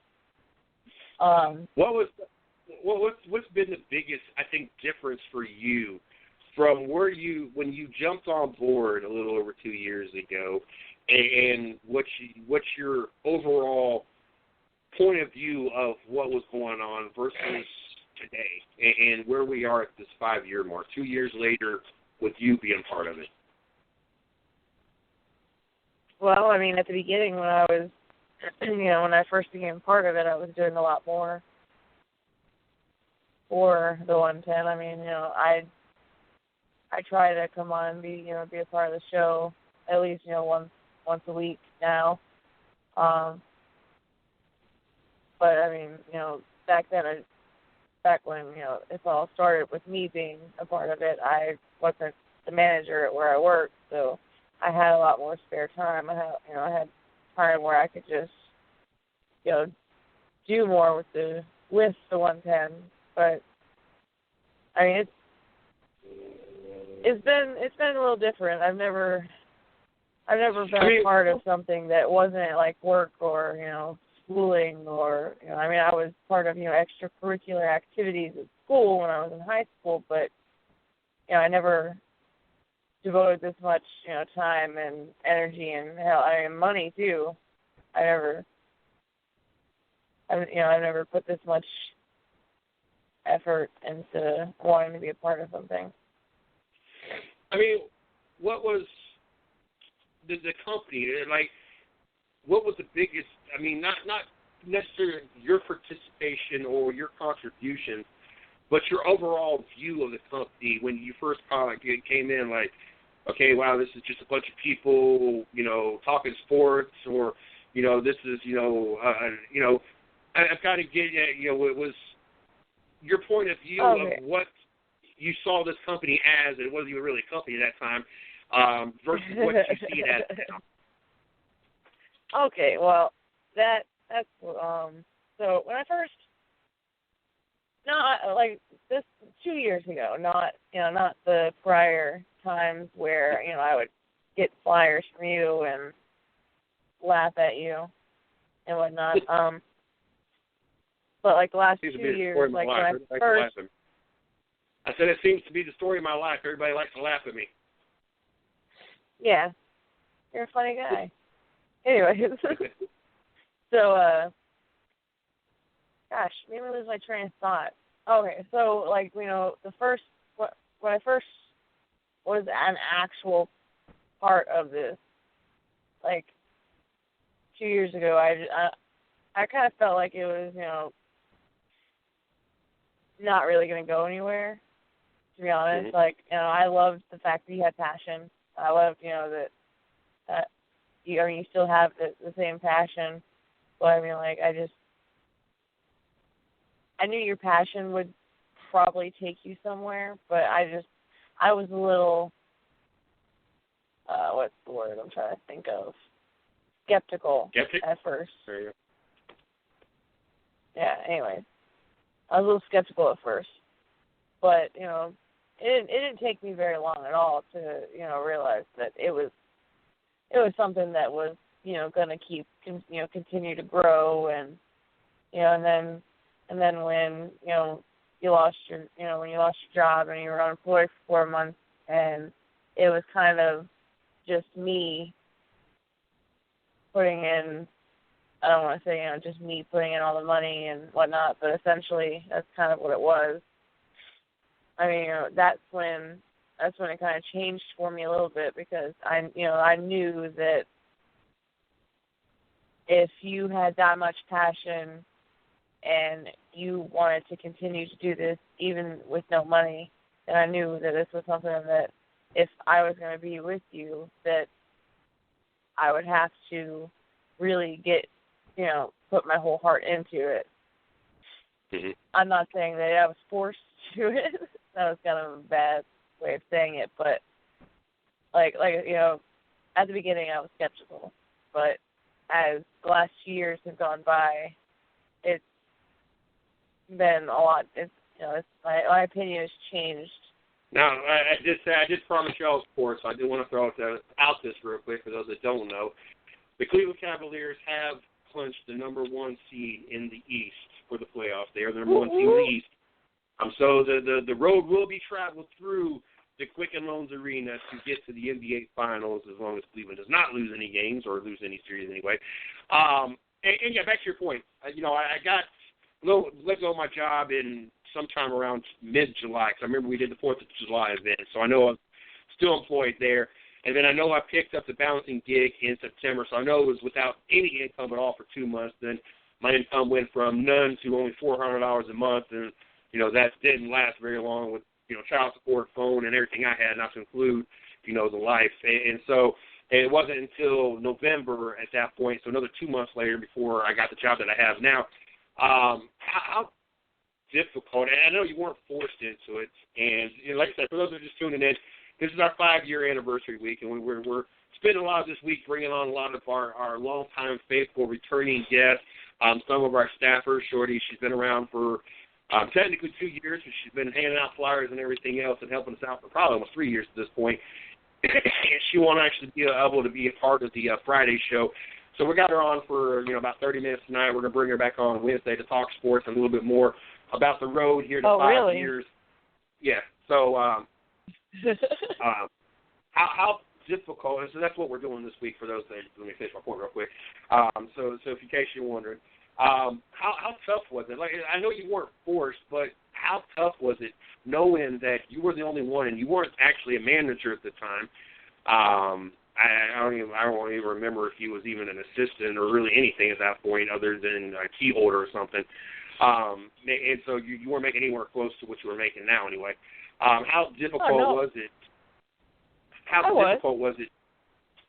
Oh, you're making more and you're working 50 hours. Back then you were getting home before the shows were over and you were making less, so you got to be making a lot more now. But either way, it ain't nobody else's business. I know you weren't making as much. Yeah, I wasn't making as much. It was a little, it was kind of strenuous when I wasn't making as much as I am. I was towards the end of your unemployment. It was a little strenuous with, having to pay the bills. Yeah, you were pretty much you were pretty much taking care of the bills outside of the $400, well, $350 because I was paying support, and I don't like ever admitting to I was going to pay $50 a month, but that's what all I could afford, and me and my ex, we worked that out, and she was fine with it, or at least I was giving her something, which is all all panned out because now I pay and then some, and then I take care of things in between as well. So I had more than made up for that 4-month period anyway.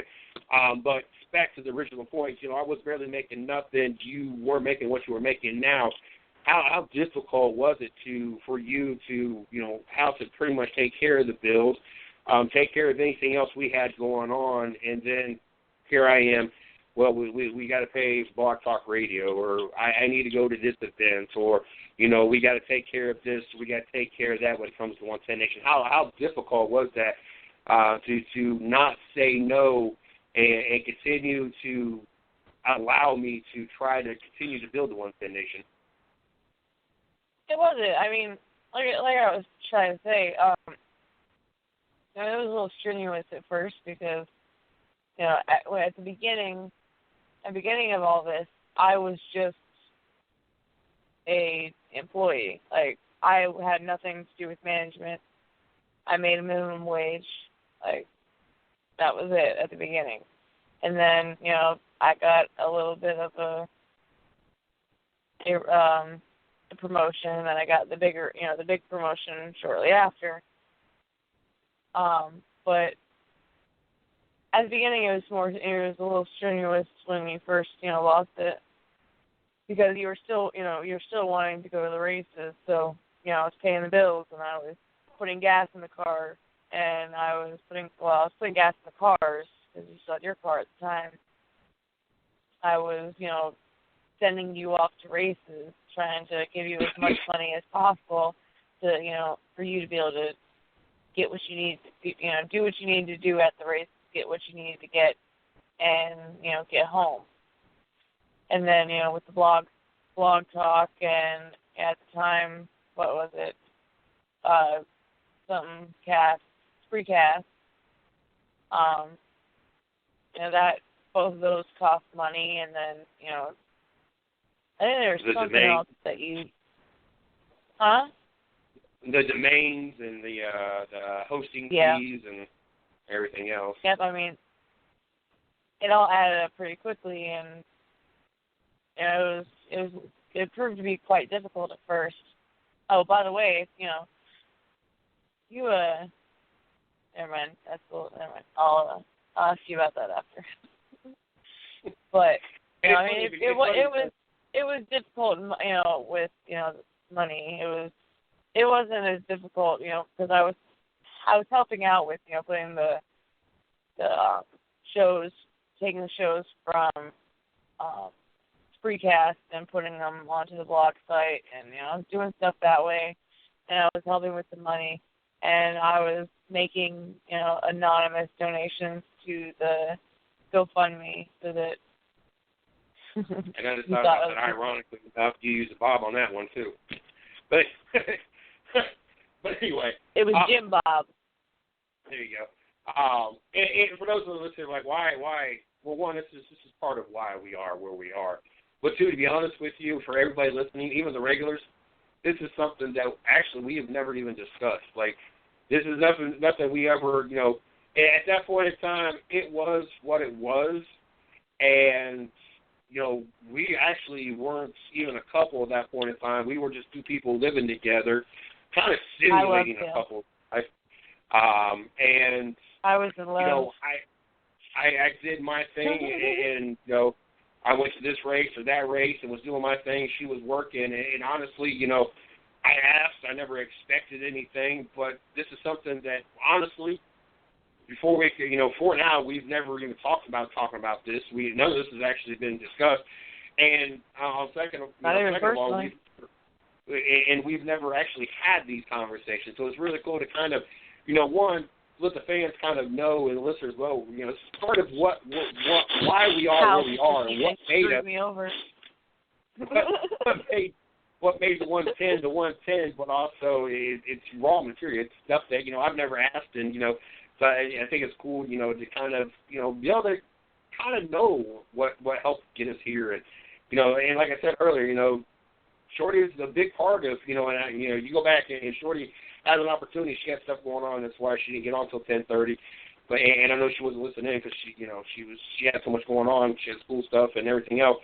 But Shorty goes back and listens to the show as well. She'll hear the same thing that I said earlier. She is a big part of why we are where we are, and everything she's invested into this company, the time, the money, the vehicles, you name it, and what we. There was, Miss Lee, without her, we would not be where we are, and we probably wouldn't even be a company, and we sure the hell wouldn't have all the guests we have. And like I said, with you, with the money, the vehicle, what you've held behind the scenes, just helped make the 110 where it's at. And, I named everybody else as well and what they contributed. So, it's not that, I didn't know, and it's kind of like, well, wow, I didn't realize this. No, I know exactly what everybody has done and their contributions and how important and essentially, how valuable or how much of a necessity they are to this company. And, Shorty by no stretch of the imagination, she is just as important and vital as anybody else has been to making us get to the 5-year mark. Especially with the whole unemployment thing, we wouldn't have had shows for months if we ever would have got back at that point in time. So, most definitely, interesting, and it's, we're sitting here. The studio's relocated I don't know how many times. It was on Goldfinch, and then it was on Tassie, then it was on Ranger. Now it's on Lucas Road. So I mean, it's moved from location to location, and it's been different, but the 6 staff members we have, and tell you what, it's second to none. I wouldn't trade the staff I have, as minimal as it is, for any other staff out there. So, I'm one of those that we talked with Max Papis earlier, the loyalty, and I'm one of those. And we talked about this, I want to say last week, and it was one of the things I threw out there, and I didn't even tell Shorty this. It was one of the things I threw out there when Steve, the guy from Canada, came down. Doing Friday, and I said, we were talking about yesterday's, and I was like, look, while we were sitting there eating lunch, I was like, I'm going to go ahead and put this out there now. I will not step into Blah's company because of how things were done. And my loyalty falls to yesterday's, the place that I used to work for over at 98 Armadillo Drive, or Armadillo Lane in North Carolina, Sanford, North Carolina. Make sure you guys check them out. My loyalty is to them. I said I will refuse, and you go do what you want to do, but I'm letting you know right now that I will not step foot on that property. I'm one of those people, and Shorty can tell you, because her daughter, every time we pass that particular company, because of the first time she goes, are we going to go there? Shorty kind of explained to her daughter, this is blah, blah, blah. Every time after that we pass it, we'll never go there. So, my loyalties are my loyalties. And, when it comes to my staff, I am the same way. Those that are loyal to me and those that help build what we have going on here, I, in return, am very loyal to them and make sure that I do everything possible to help them be successful, if it be with the 110 Nation, their own thing. Like I've guest appearance lately over with GMB Sports, as part of the 110 Nation at one point in time, and we're still working on collaborating some other things. So it's one of those things that once you got my loyalty, that's you got it, and however you want it to be utilized to your advantage, or or to lose it, that's really up to you. But that is what that is. By the way, let me just say one thing. I want my headphones back. Do what? My Skull Candy headphones, ones that you probably have on right now, or well, you probably don't have them on right now. The ones that you brought back to my house and then took them. I have one in the studio that I use when I do the Monday night show with Robin is Racing, and I have the other set in the car that I use when I go to the gym. I know. The ones you went to the gym with, those are mine. Look at that. The loyalty. I know that they are. She wanted to take the headphones from me. But they're my headphones. That don't matter. Anyway. Oh. One final question, and we wrapped up since we're 11 o'clock. In the last 2 years that you've been involved with the 110 Nation, what is I've gone to like 10 pairs of headphones because you keep stealing. Most exciting has got to be the racing. What's the most exciting thing you've gotten to do? The races. What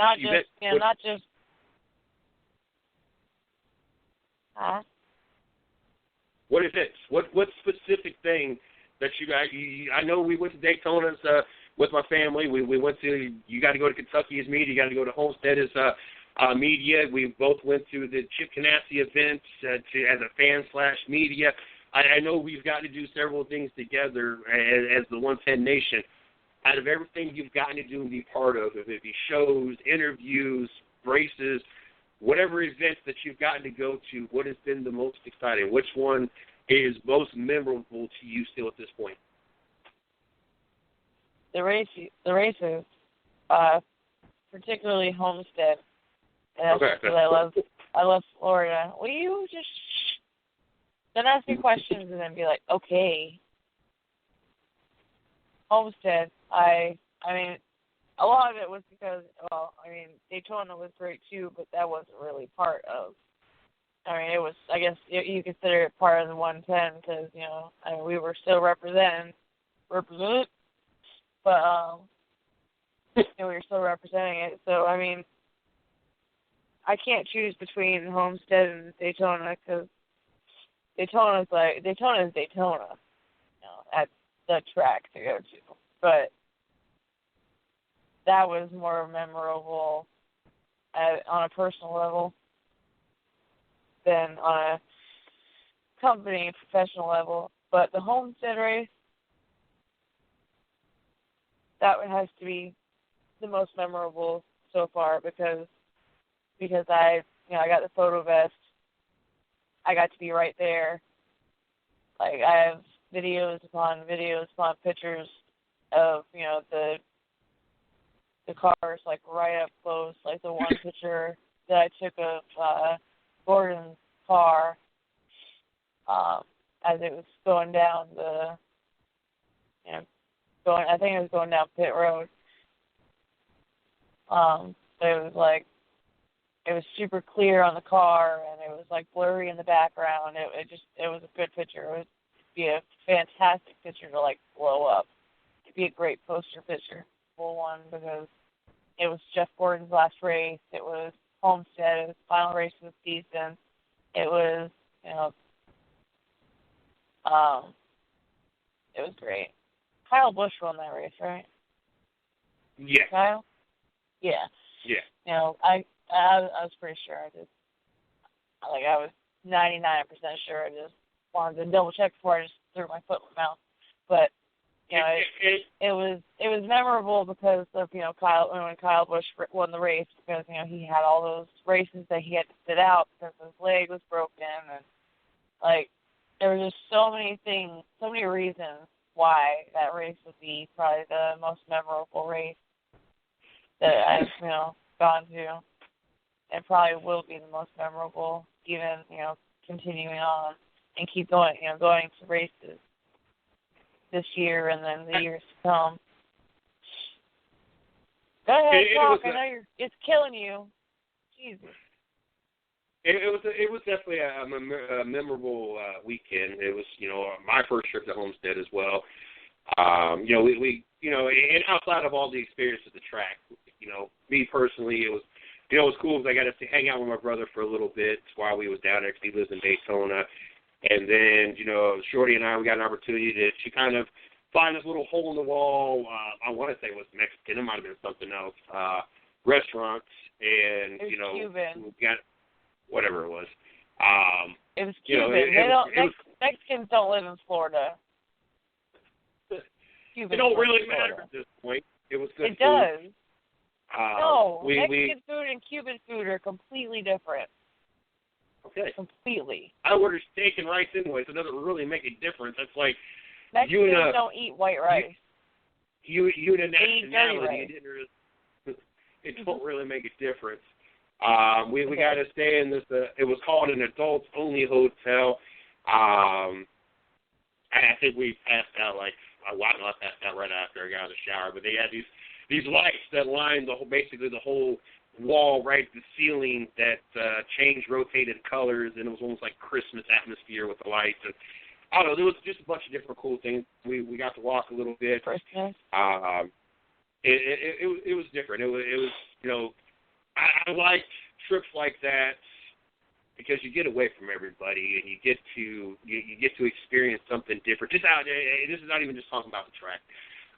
You get to meet different people. You get to meet different people. You get to hang out and try different things and go different places. And so that, on top of all the great experience that she mentioned at Homestead, and there was other things that I got to, experience and throw in there as well that was really cool as well. Don't forget, tomorrow we got Kayla Lyons joining us for the show. I don't know if we've had her on yet this season. We might have had her on this season, but we had Shorty and myself actually got the opportunity to join her at the Chip Ganassi event last year. I want to say it was October time. Really had a fun time. It was really cool to actually hang out. Right after we got back. It was the day after we got back from Gatlinburg. There you go. So it was the beginning of October. No. Yeah. So it was really cool to have the opportunity. It was really cool to be able to hang out with one of our listeners / guests on the show. We got her returning tomorrow night, so looking forward to that. Don't forget, we also got Izzo joining us at 10:30 to talk NHL. Kayla will be joining us at 9:30. Wednesday, we got actually a full house Wednesday night, so it's going to be fun. We got Jay Havens joining us at 9:30. We got Mason Mitchell joining us at 10, and we'll have Shorty joining us at 10:30 to wrap up the show. She might join us a little bit before then, but probably not. Usually she's getting the kids all situated at that point in time, so we'll probably get her on for the last 30 minutes to wrap things up for that night. So definitely excited about the rest of this week. Like I said, this week will conclude sports. I talked about Josh Ford earlier in the show.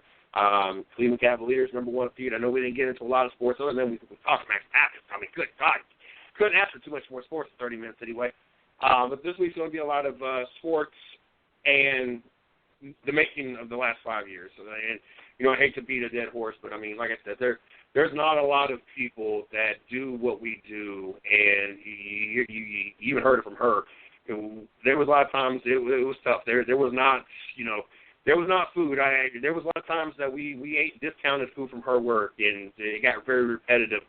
But we did what we had to do to make sure that we could continue, building what we were building, and not that we're much better financially, and that it's not gotten any cheaper. But we're definitely making things manage here. But to be able to talk about what it took to get here for 5 years, or what it took us to get here and still be around for 5 years. Like I said, there's a lot of people that don't do that. A lot of people look at this as an opportunity to make money, and that's the only reason they're into it. They don't have the passion. They're not passionate about the sport. They're not passionate about doing it. That's the biggest difference between our staff, which we all do this for free, and except for me, and I pay, and those out there that they're just doing it for the money or thought they were going to make money. This is not, for anybody out there that's ever contemplated, this is not a get-rich scheme. There's no getting rich, and if you do get rich, you're talking years down the road, or even make any kind of money, you're talking about years down the road. So for us to be around 5 years later and have the following and have the staff, and it's all out-of-pocket expense, says a lot. And so we want to talk about it, and we like to brag about it, because we all work hard to do this. We put in a full-time job worth of hours every week to do this. At least Shorty, Miss Lee, and myself. The rest of them, they invest their time on, what they have going on, and, what was, only thing we brought them on for. So, like I said earlier in the show, I don't want anybody to think, he won't do much. It's not like that. We just brought certain people on to do certain things, and that was it. So we brought them on to talk 30 minutes a week sports. That's all we brought them on for. So it's not that God, he only gives us 30 minutes. No, that's what we brought them on for, and to have that part of our show. So it gives us, this is an opportunity. Like I said, I'm not one of those that birthday weeks and birthday weekends.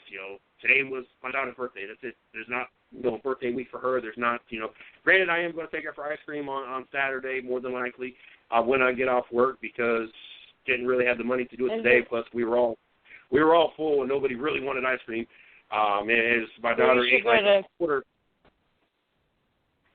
You should go to Cold Stone Creamery and then bring me some. Yeah, I'm not going all the way to Fayetteville to Cold Stone Creamery. I probably go to that little yogurt place right there by your work, right up the road. You didn't.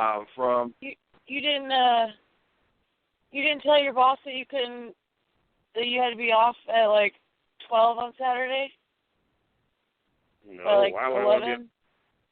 Because of the autism event. Oh, I thought that was last week. And no, and I will have to see. Yeah, because it starts at 12, and I have to be at work at 2. Yes, I was kind of hoping area, that you would.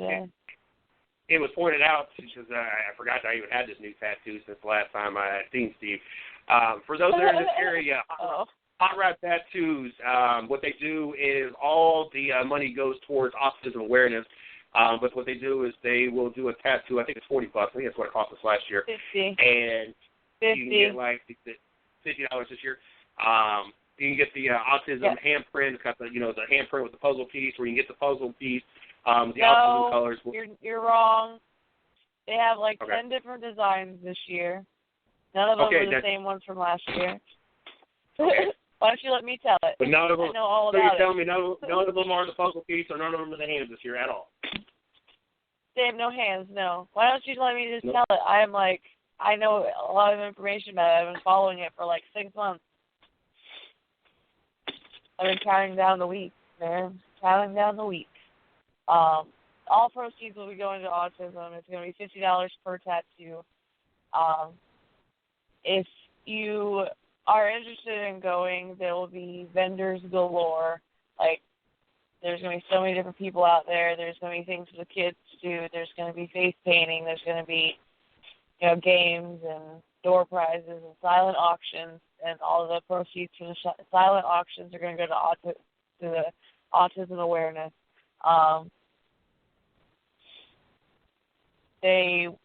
If you bring in a design that is not, one of the ones that are pre-made, for the event, you have to bring it in a few days in advance to make sure that it is approved.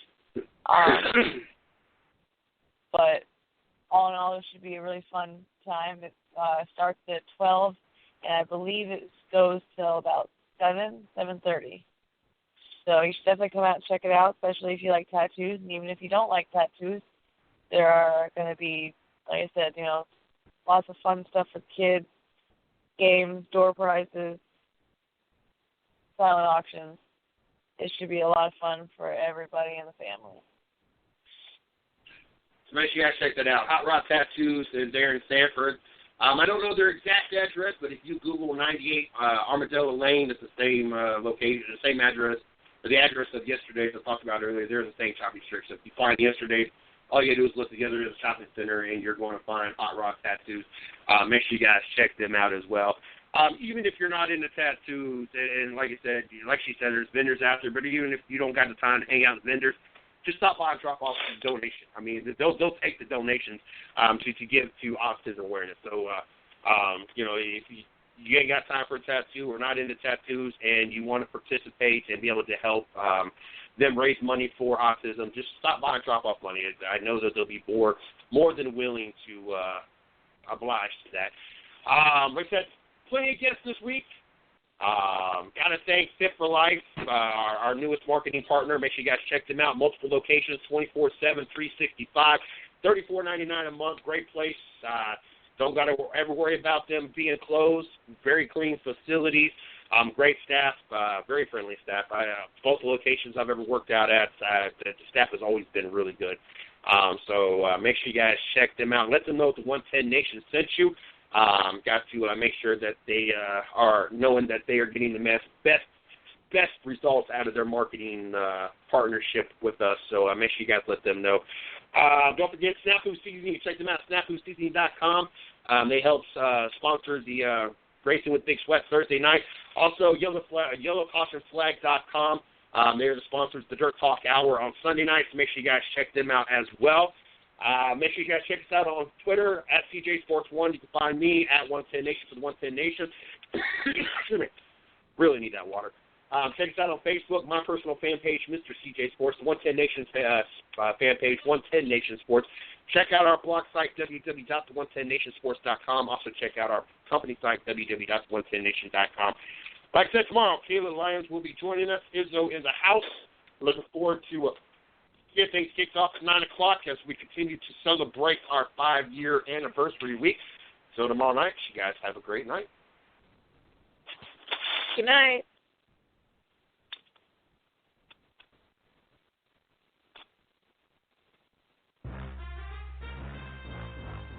Thanks for listening to the 110 Nation Sports Show with Mr. CJ Sports.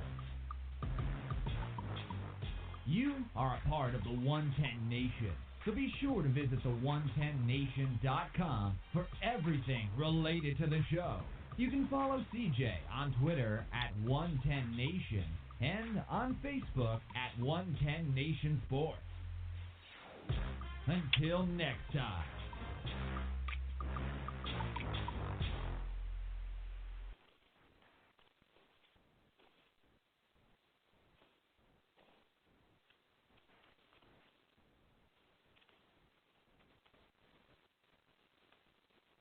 Hey Raleigh, paying too much for your wireless bill is not cool, which is why millions of people have switched to Sprint this past year. To celebrate, you can save 50% on most Verizon rate plans when you switch to Sprint. All this on the Sprint network, which is faster plus more reliable and has better coverage than ever. Why wouldn't you switch today? Hurry, visit a Sprint store or Sprint.com to learn more. Limited time only, offer coverage not available everywhere. Excludes taxes, surcharges, add-on, and premium content. Subject to new line port-in, activation fee, and credit. See website for eligible plans. Savings until March 31st, 2018 after pay full amount. Restrictions apply.